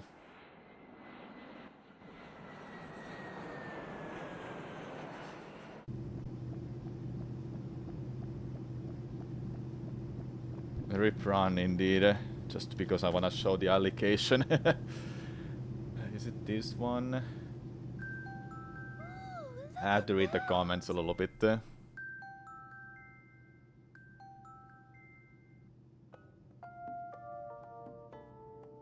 Welcome to the sun-drenched tropical paradise of Isle Delfino. We're so pleased to welcome you to our beautiful home. Come enjoy a natural wonderland to which we've added the world's finest resort facilities, a spectacular amusement park. Okay, I want comments. Yep, this one has comments. Okay.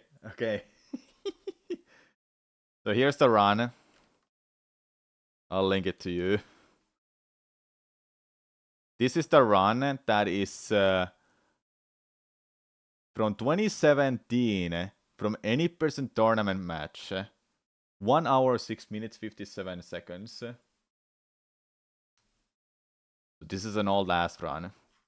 And here's the comment. I think this run is biased. The splits at 30-10 and 32-11 changed for a bit, and there seems to be a cut in a sound at 36-03. Also, the argument that this was streamed and it couldn't be spliced is invalid. Am I misunderstanding or what the hell, man? Because even if he was streaming, he could still be showing pre-recorded footage. You're not wrong. The fact that there is no talking alludes to this as well. Because I was doing a tournament match. Okay, let's listen to this.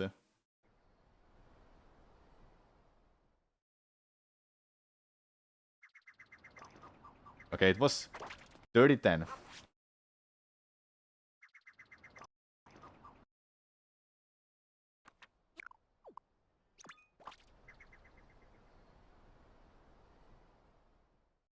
I don't hear anything. What? Okay, let's see in 32.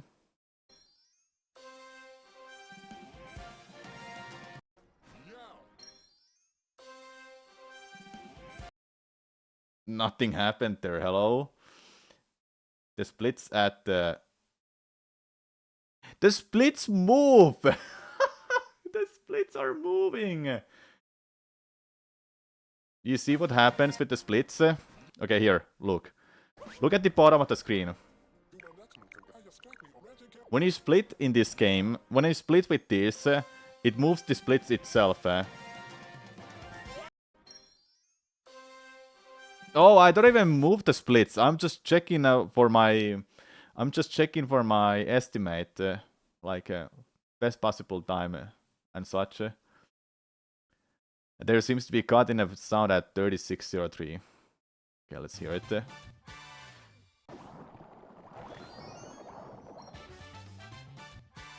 Oh no, I got cocked.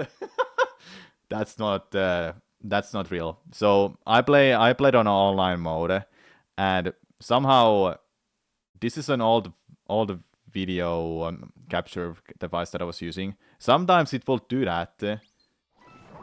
It does it here, but it should do it in most of the other spots too. Doesn't do it there. What about this one?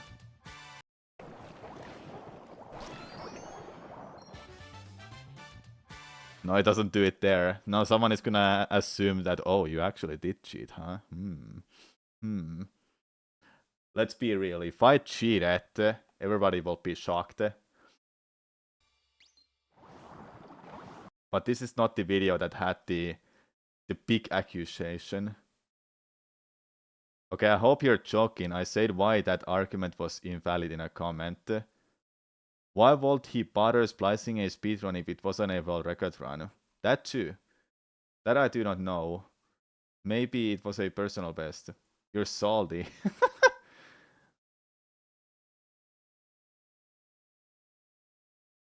There you go. You want to see proof of splicing? Look at the 5817. Okay, let's look at this one too.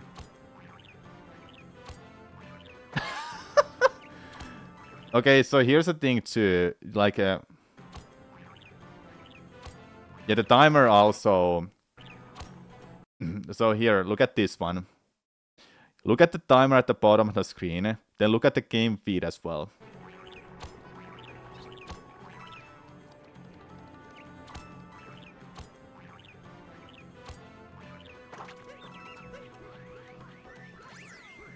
You heard the game audio as well. So how in a world I will be able to splice something like game audio on top of the gameplay being frozen at the specific times? Man, the stuff like this will take a lot of effort. But this is not the video that had the big accusation. Hold up, I can definitely find that. Which one it was? I don't think it was that. Must have been this one. This has a lot of views too. Gord is now in session. Okay, hold up. I'll find this comment that someone was like 100% sure that I was cheating. There is one. I know it.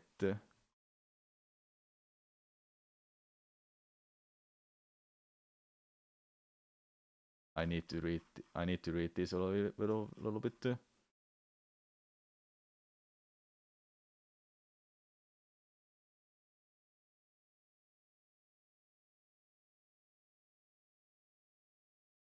Where is it? Where is it?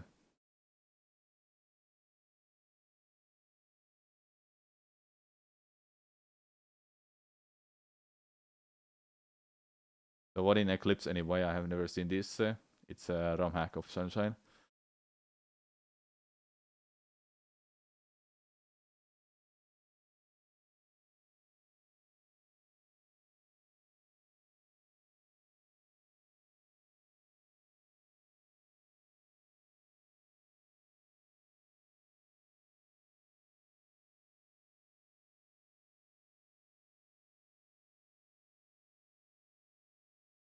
It's not that. Damn it.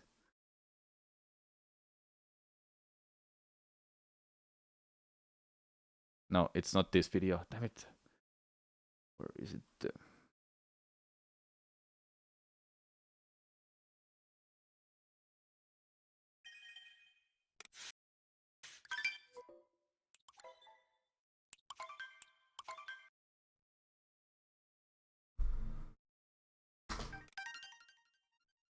Old microphone. Oh god. You don't wanna hear this. The run was weird. Time saves in sand, wooded, metro, seaside, moon.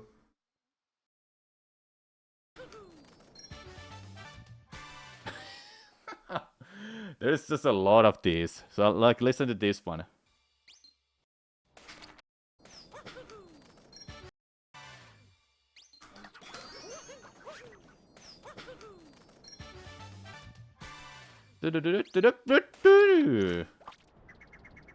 So many freaking frame drops here and there.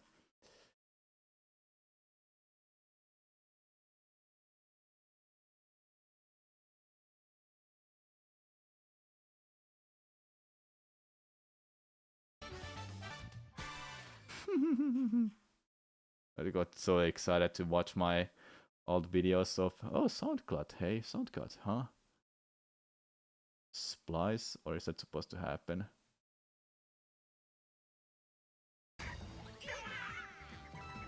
What even happened here? Hello?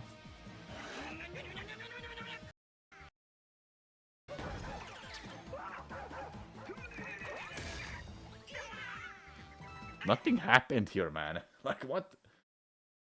So yeah, during Odyssey times, when I was doing runs, people were expecting a little bit that I'm cheating because of those audio issues I had sometimes. A true splicer will make a real effort to avoid obvious audio cues like that. Court is now in session. As you are in no doubt aware, someone has been essentially destroying world records in fair speedrunning tournaments. Indeed. How can one not be aware of what's going on? Though the records are solid, the other runners tremble beneath a veil of fear. Expert runners have determined that this runner has arisen because of all of our cheats. The cheat codes have been used by Samurai in his games, in every good run ever. The reason? It's quite obvious. Samurai's egos to Samurai's ego is to blame. Make that a copy pasta from now on, chat. I dare you do that. It was a copy pasta in a Twitch chat for people who wonder on YouTube chat. Oh, freaking hell.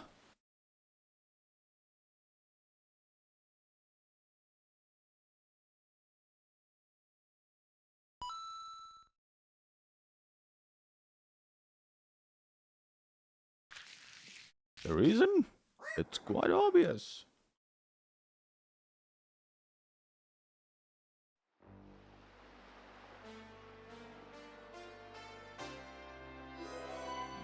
Alright. More runs. For real this time.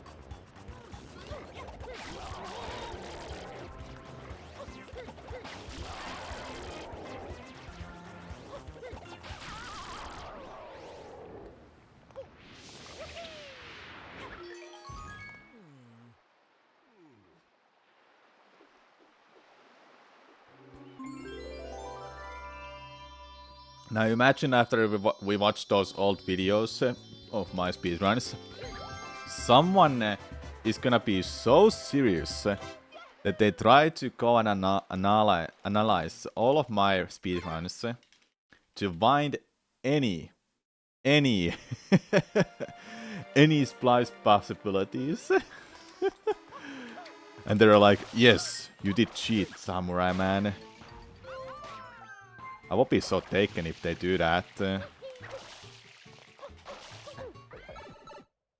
Elements team are slowly discussing possible plans for our first demo after our trailer in a few months. Obviously that will still be a while, but it's becoming more real and I love it. Ooh, yes. I'm excited to see that.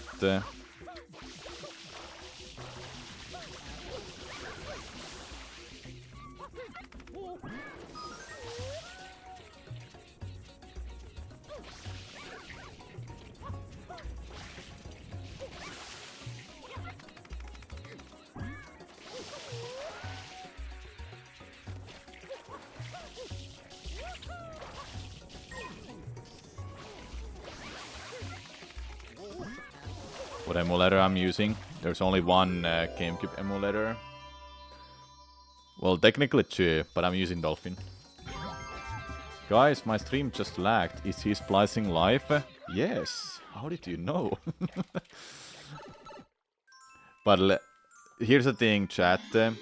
Even though I'm joking as much as possible about splicing and such, that I'm splicing and whatsoever, do not take it seriously and go start witch hunting. You'll make yourself look like a dumbass. On top of that, I don't cheat. I will be such a terrible human being. And touch some grass, yes. Though it was such a dumb thing to say, I don't cheat. I know I'm not cheating, hey. Unless I use cheat codes, hehehe.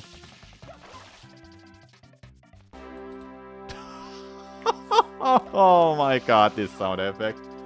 Imagine someone splicing for a mod. Yeah. Wow, hacking. Yeah. So yeah, seriously. In all seriousness, don't start witch hunting, please. It is just... it's one of the dumbest things you could do. Audio is just really messing up lately for this game, huh? Yeah, Stephen. Oh, I wanna play that demo already, Stephen. Now when you're teasing with that.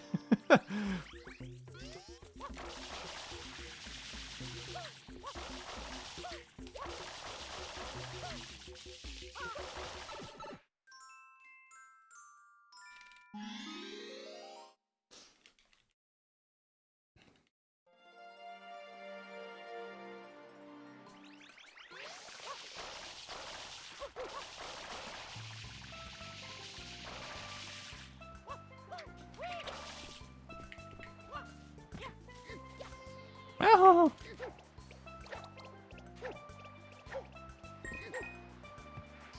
No. Get up there.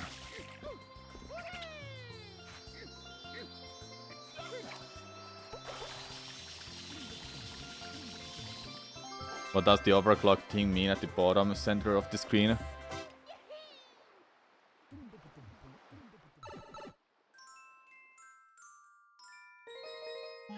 It's overclock is just making it performance go up.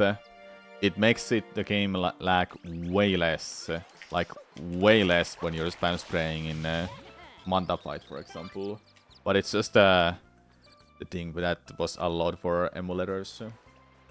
You don't want to play what we currently have, only one shine functions. Yeah, it's the level that you've already made a video out of. That I didn't want to watch fully because I want to get surprised what's in that. I watched some of it, but not a whole lot. I hope, okay, this is just my idea. I hope, Stephen, that for elements, you're adding multiple colored shine sprites. So some levels will have like a icy colored cyan shine sprites. Some levels will have green shine sprites, and some levels will have red shine sprites. And so on and so on. That would be amazing idea. That would be amazing, honestly. I would love to see that. Direct my message or my suggestion to that team. I'm sure they would love that. Assuming it's gonna be simple to change the shine sprites color.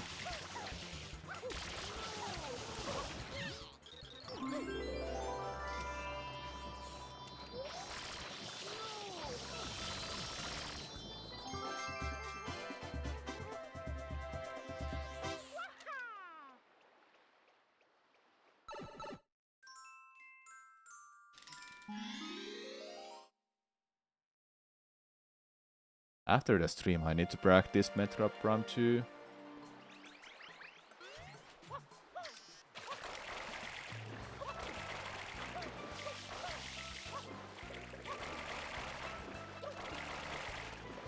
Each island's shine is for a different source of a life on its island. Ooh.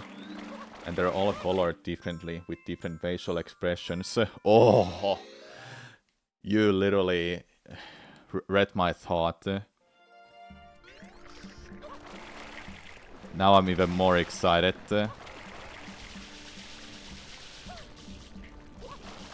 But this is like a few years away project, like. It won't be done in a couple of years.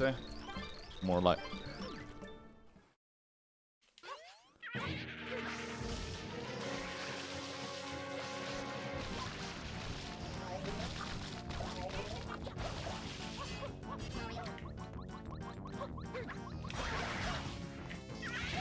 Ow!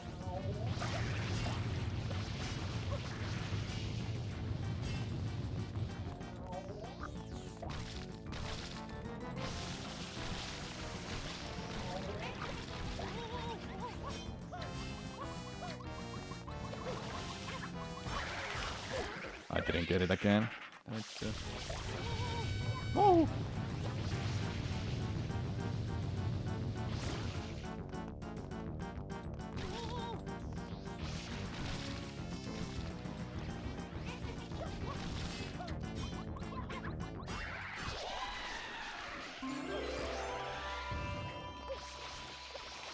I don't know how if you followed. I don't know, Stephen, have you followed Sunshine 2001 project? But seeing a customized poster was just a whoa. There will be a fire one too. Like so many great mods are in development.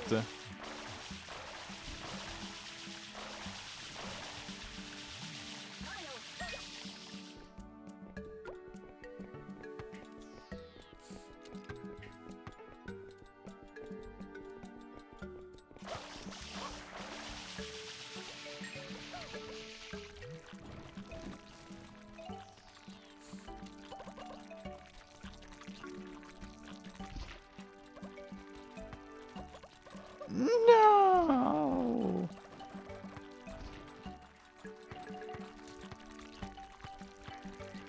Okay. Dude, go in there. Yes. We're gonna try our best to not be doing it forever. I'm sure nobody wants to get burned out. Yeah, I'm not rushing it is. Not rushing is the best idea. Take your time with it.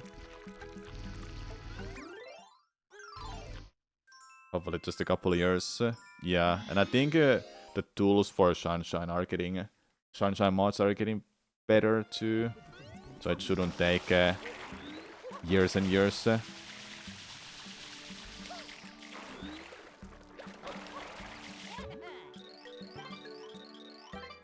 I actually got to play a super early preview several months back. It just had 5 shines, but while it is Sunshine a game, it is a Sunshine game. It looks like a whole different take on it. Yeah, I can imagine it looks amazing. It feels amazing. Go, go, go, go, go, go, go, go, go, go, go, dude. Thank you, Chillin' Dude, for 36 viewer raid. How was your stream? Hello everyone from Chillin' Dude. I'm Samuraman. I speedrun Warriors of different games.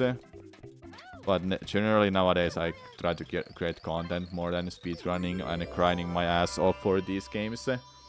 Though Super Mario Eclipse is a Super Mario Sunshine ROM hack released just a couple months ago that expands the base game a ton. There are 240 shine sprites in the game. Yeah, there's a lot of new shines. But I'm running Eclipse now because I'm gonna do a speedrun of this game in Speedruns. Speedruns is a Finnish speedrunning marathon.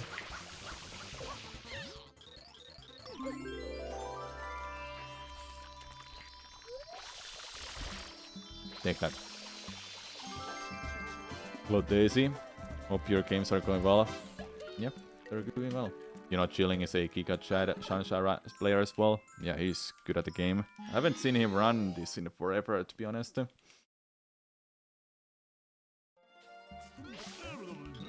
He should play this if he hasn't. I hope he will.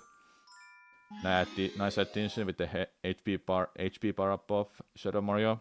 Yeah, there's a lot of quality of life changes in this hack.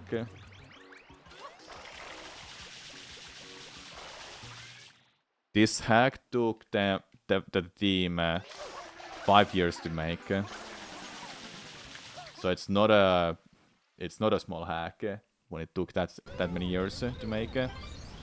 It's really polished.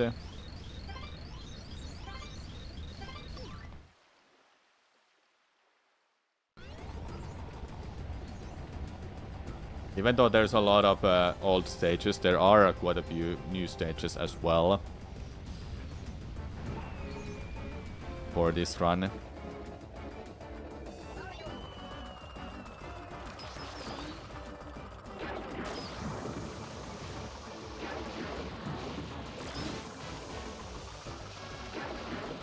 Ah, too much to the left.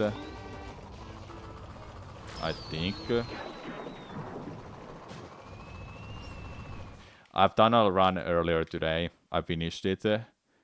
So I can't promise I'll finish this run as well. Because I do have some things that I wanna do.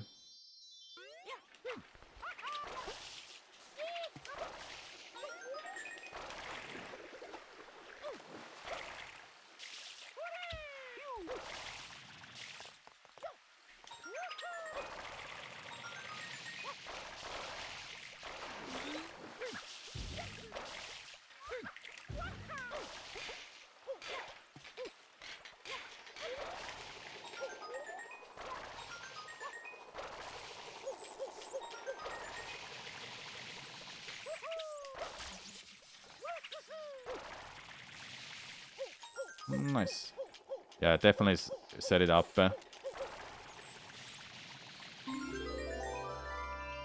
Definitely set it up and play this. I recommend it really a lot.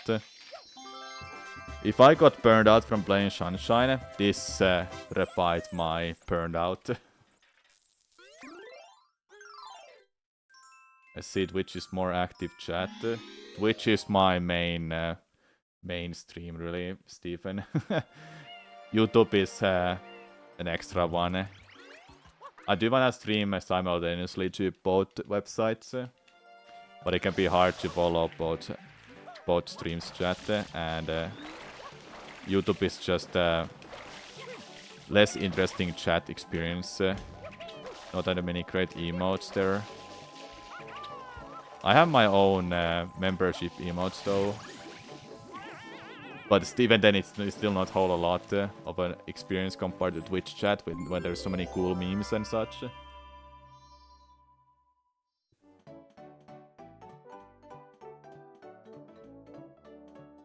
wish there was a way to grab that shine without having to use the carousel. Go! Yes, got it. Yeah, let's go. No!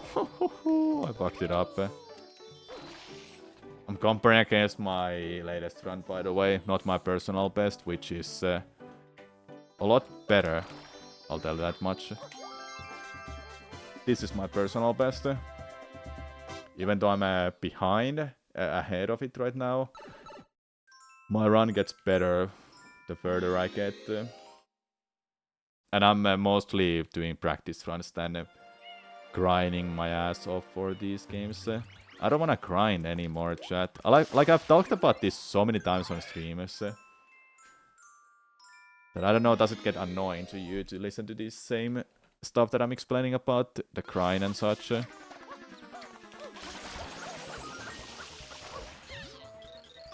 As a content creator, I don't have that much time to practice for these speedruns and actually like make sure I will be doing really well and I don't suck or make mistakes. I just wanna entertain, play these games that I love, do some fun stuff. Like there's so many different mods and ROM hacks that I wanna play on stream. There are still Sunshine hacks that I wanna play, hey. I'm sure you, Steven, know which one might be missing that I've not played yet. If you've been watching my streams, I mean. 2025, the year of ROM hacks? I guess so. No. This is the year of Metroid Prime. Metroid Prime is a bigger game to me than some GTA 6.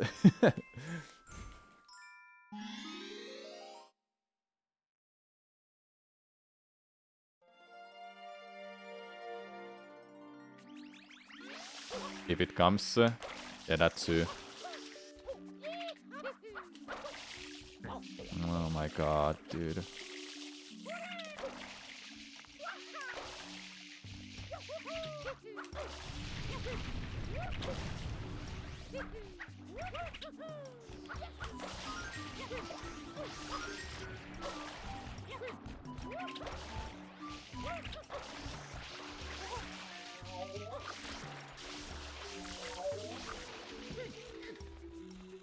Have I played Toot? Yes.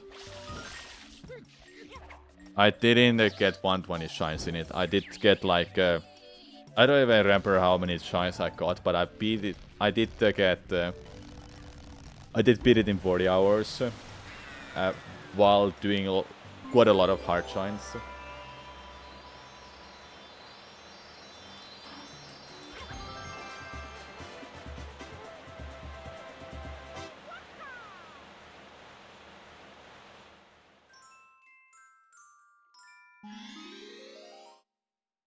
Yeah, Dude was quite a Kaizo experience.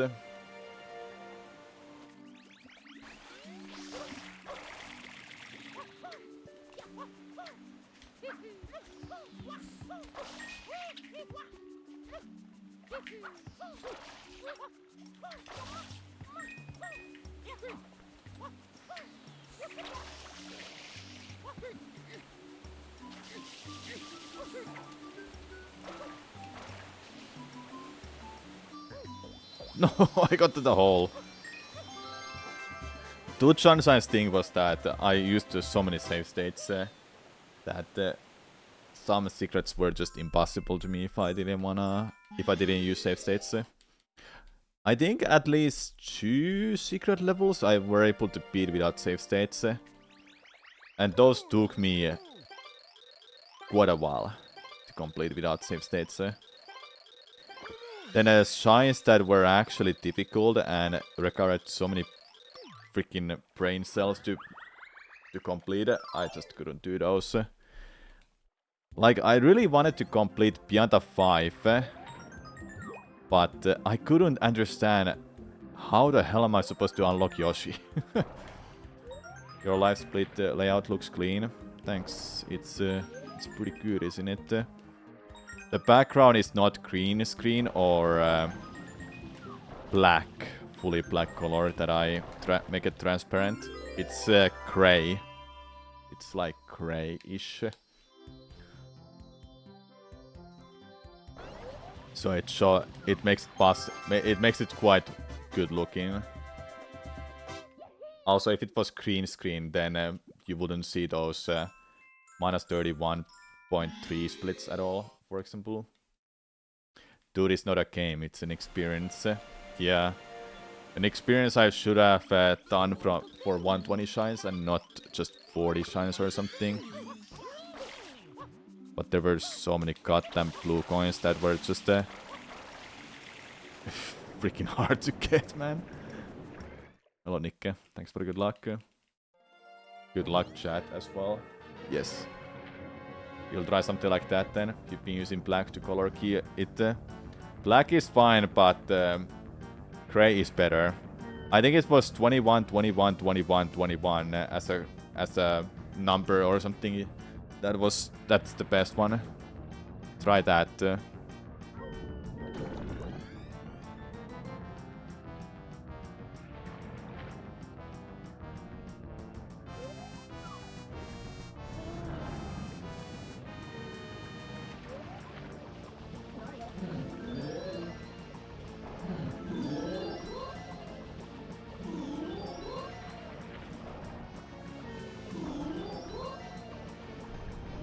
God damn it, dude. Why is it a 5-tooth?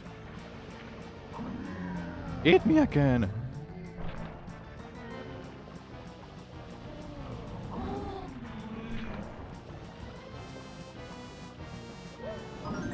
Oh, got that at least. God, thank God. I'm not that bad at that. It cannot be 2. It cannot be 6 tooths at all. It's here, isn't it? Yeah.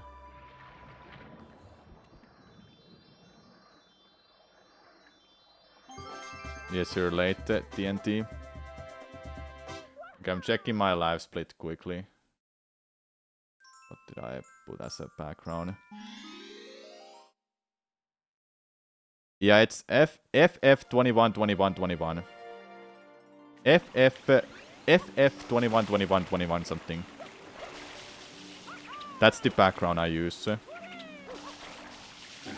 No! Why is it there?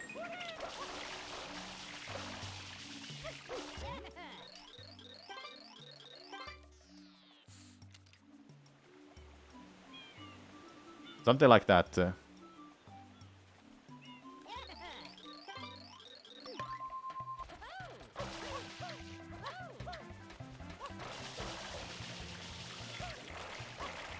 Oh, no, no.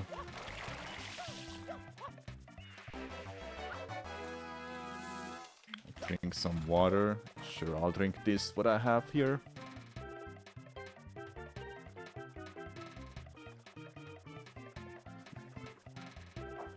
That sounds irregular for Cray. That's what I have in the live splits, and it works. Then maybe the alpha layer. Yeah, it might be alpha layer. Opacity, yeah.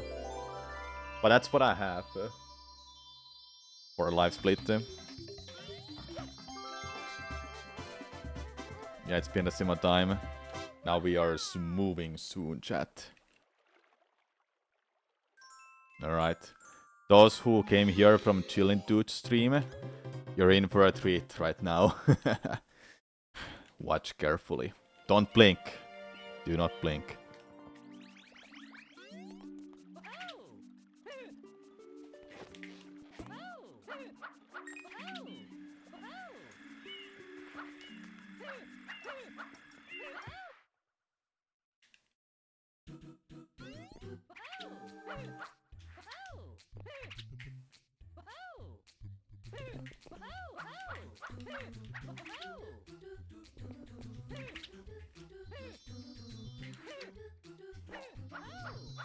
No!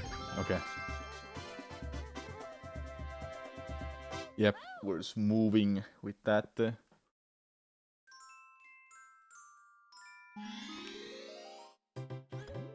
Gentasima is broken. He has double jump. He's super fast.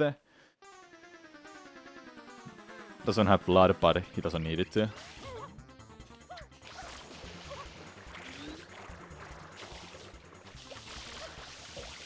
I stopped him there? Okay. You blinked? Oops. You missed it all then.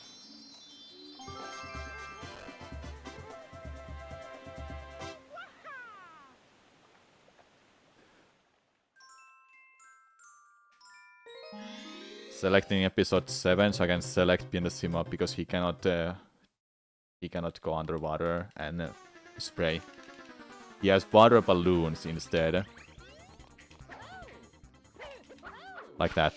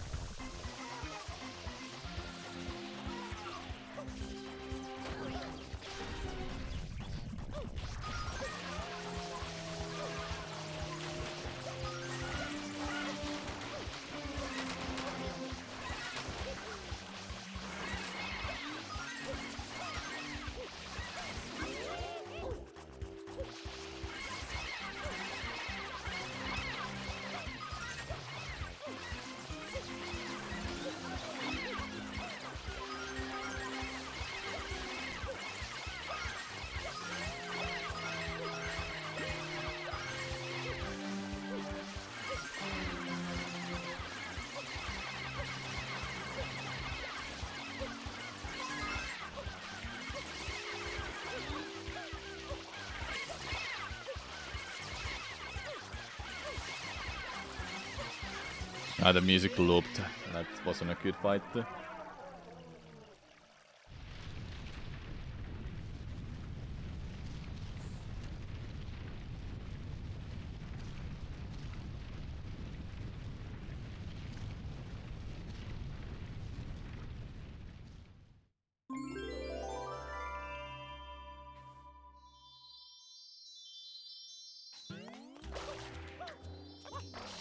Ah, I overshot it.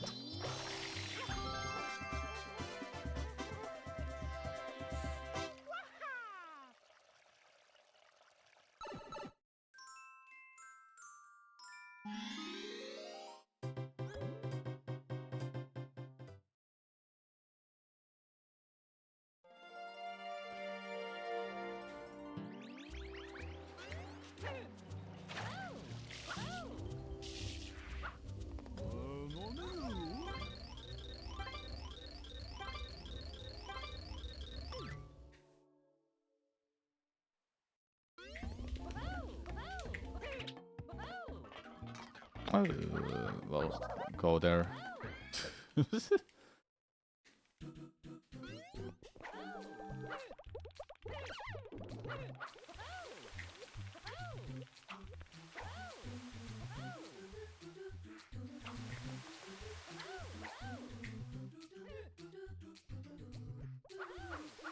I didn't trust making it all the way to the end.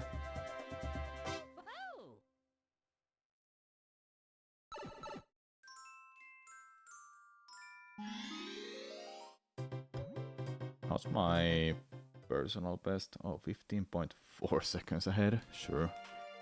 I can beat my time if I really cared, but I don't care. I wanna care, but I can't. If I start caring, you'll see me in the next month playing this still.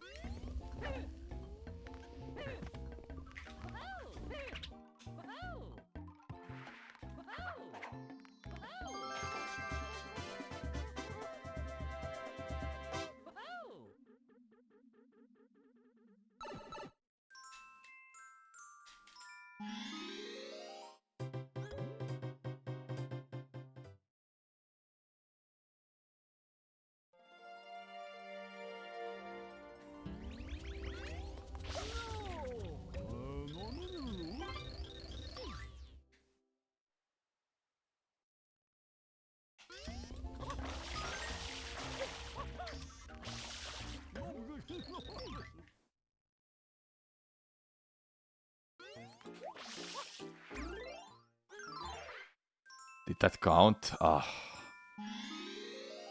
I hope it does.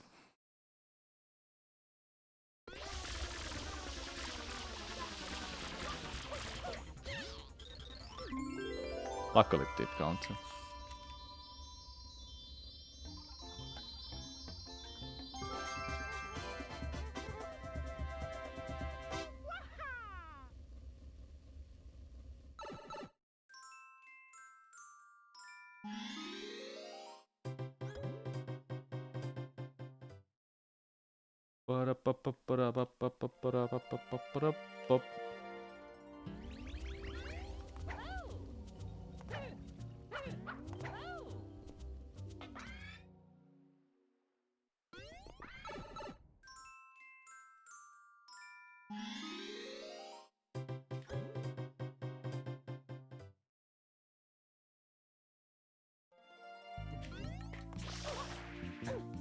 Oh.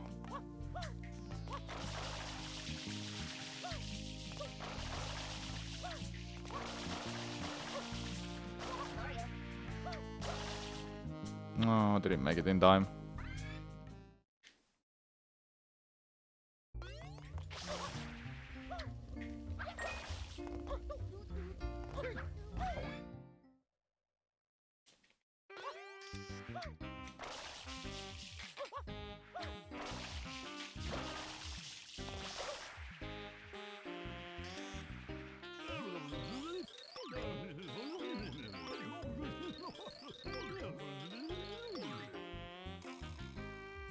Mafia boss.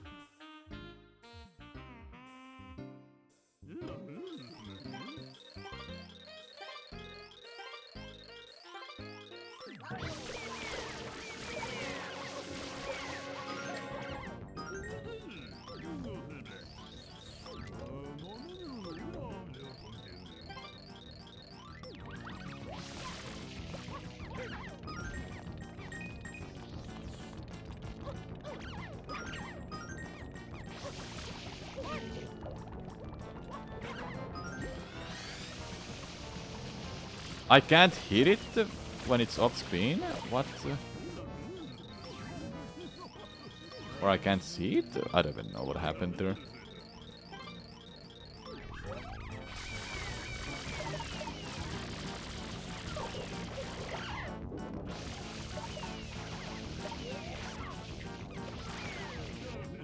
That was really good though.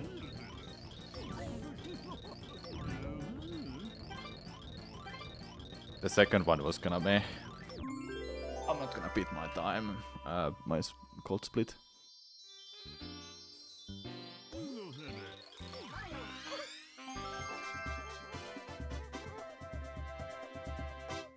I like how he just gives him shades and says, "This is how we recognize you from far away."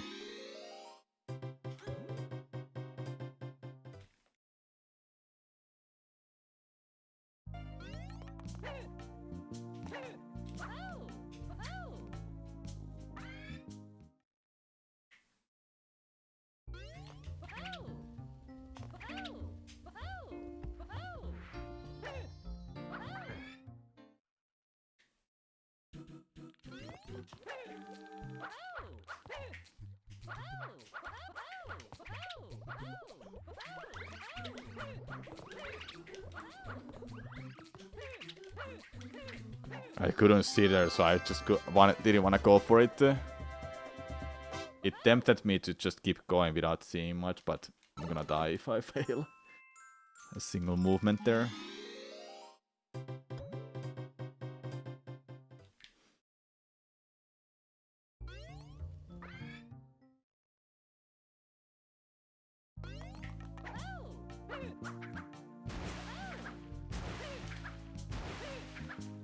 Ah.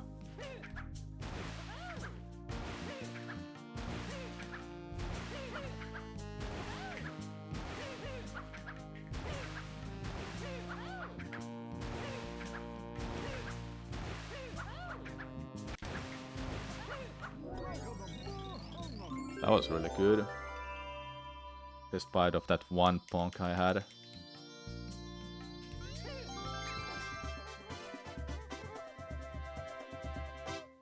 Almost a cold split. I'm 20 seconds ahead of my personal best with this run.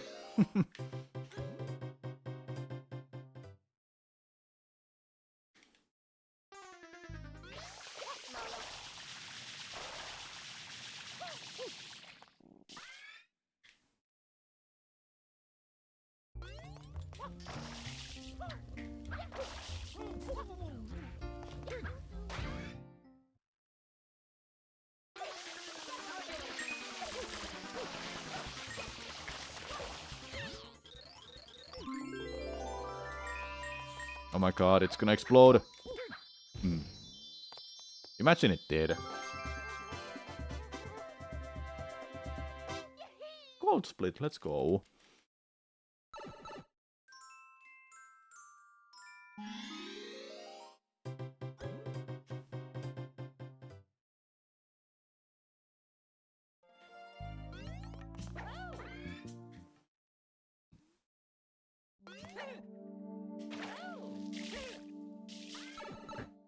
I don't know if that faster with just long jumping is better.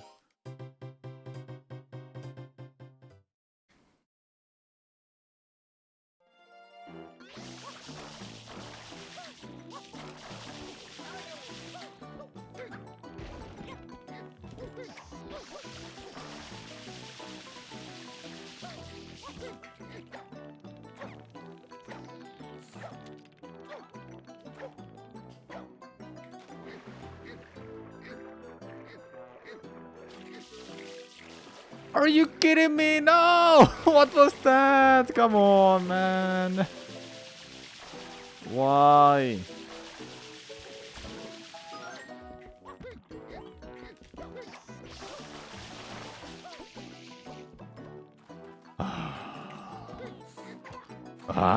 Get up.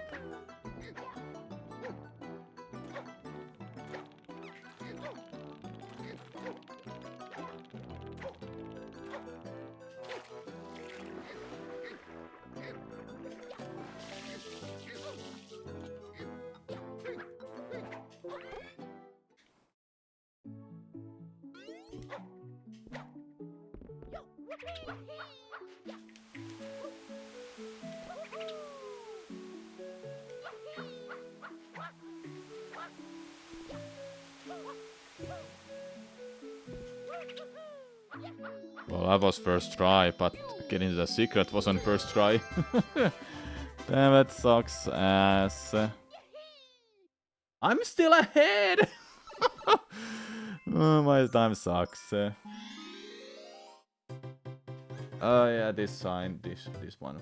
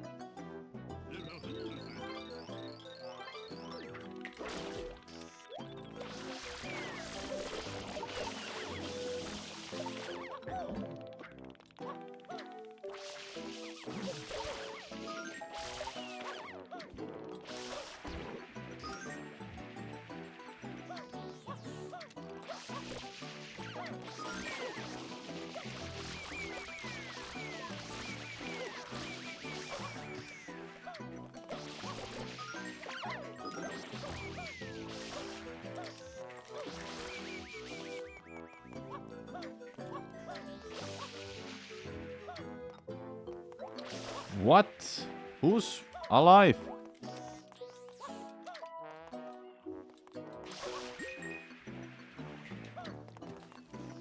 Oh my god, it died now. No, it didn't even die. Oh my god. I don't know who's alive anymore. Oh, it's this one? I thought it died. I heard like some splash sound or something. Now I'm not ahead. Oh, I am. After all that, I'm a half a second ahead. My personal best, that is.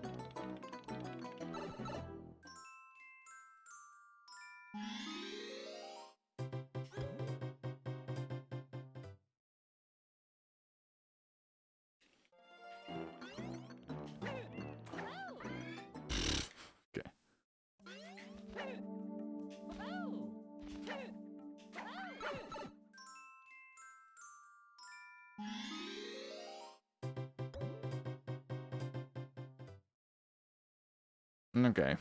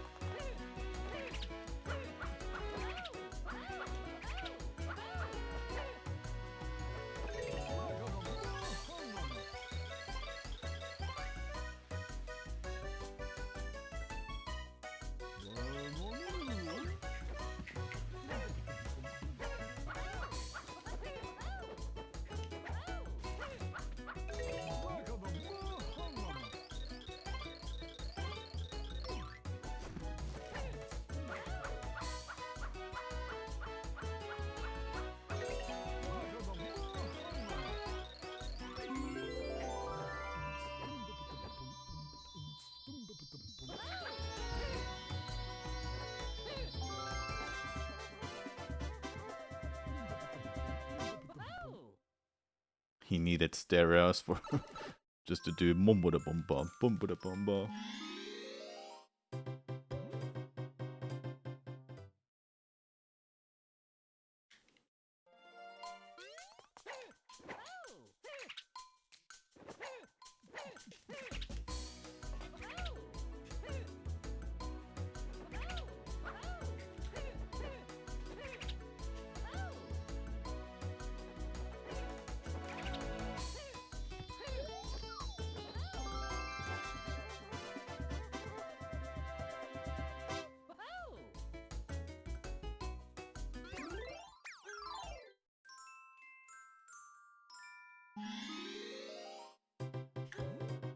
I don't understand how I got 220 split here. I can still beat it, I think. It felt like I wasn't like perfect.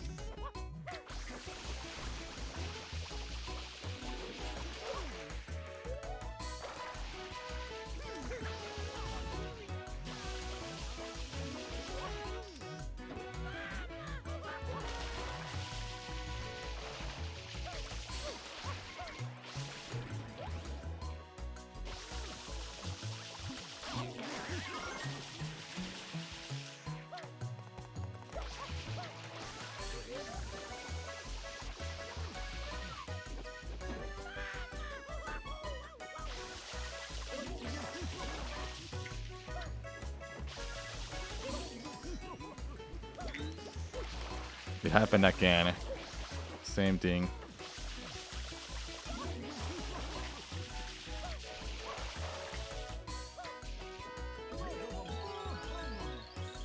I even almost beat the best split here again.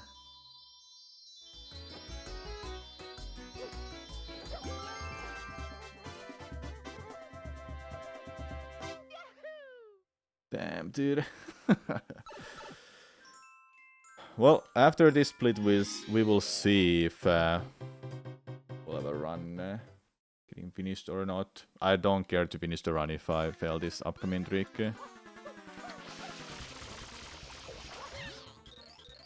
That I just learned, and I haven't really practiced it much.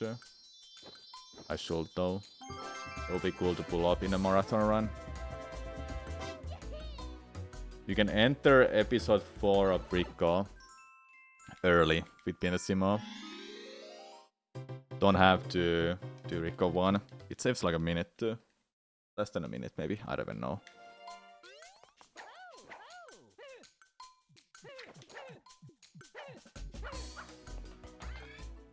Let's see.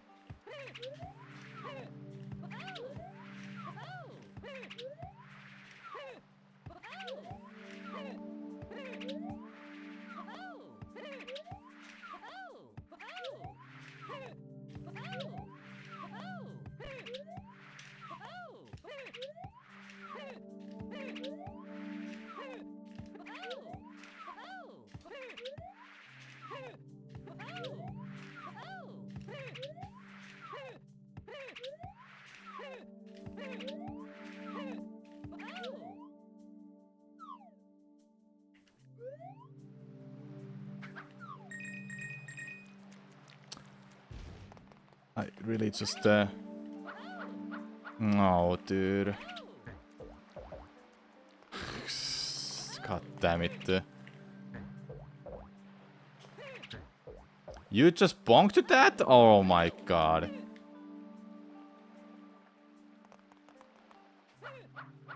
Is there like nothing to stand on just to get to the secret? Oh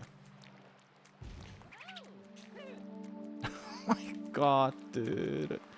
I would have got it. Oh, it's solid? Not anymore.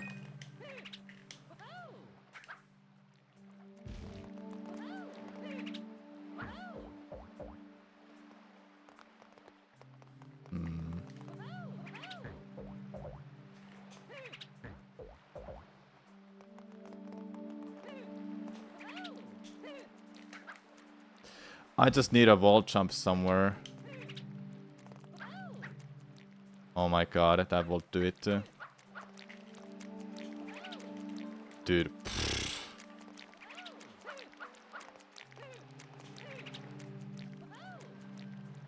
Okay.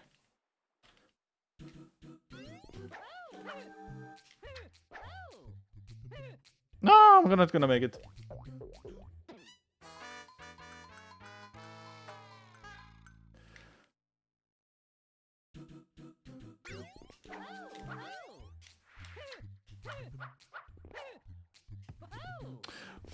Oh, fuck, man. Come on.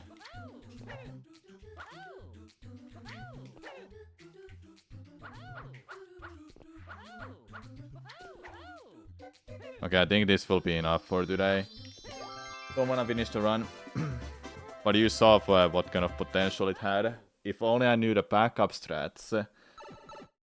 But I had no idea you can just drop down there and not even trigger, like, anything. Felt so weird. But hey, that's fine. We got some new golds today. Good practice runs. Tomorrow, I'll do a run again. But it's time to stop for me today. I gotta practice some Metro Prime 2 echoes.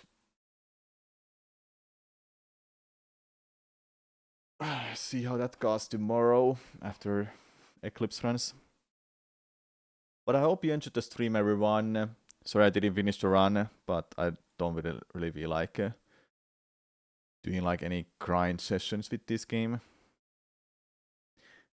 Tomorrow, Eclipse any percent once again, and Prime 2 any percent preparation, which I'll do from start to whatever, how far I get to learn today. That's how far I'll try to do the practice run tomorrow. Also, tomorrow I'll have a special stream at 3 p.m. EST / 9 p.m. CET. 3 p.m. EST.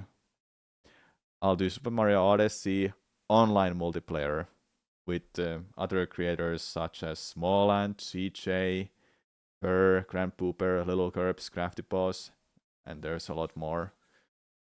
So I'm excited to play with them again, and I hope you're excited too. That will be tomorrow, 3 p.m. EST. Remember that. I'll do tomorrow's stream like this. I'll do Eclipse, then I'll do Prime 2, and I'll stop the stream like right after a Prime 2 run, okay? Because I want to prepare for weekend and just to do some off-stream stuff for streams and such preparations, you know, and practice most likely.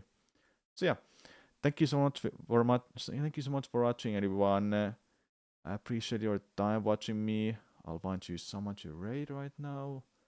Anybody streaming anything? It's so quiet when there's no music.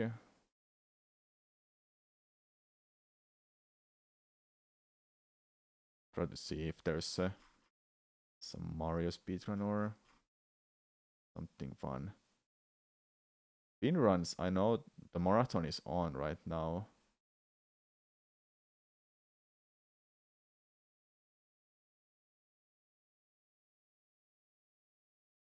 I don't see it. Oh, there it is.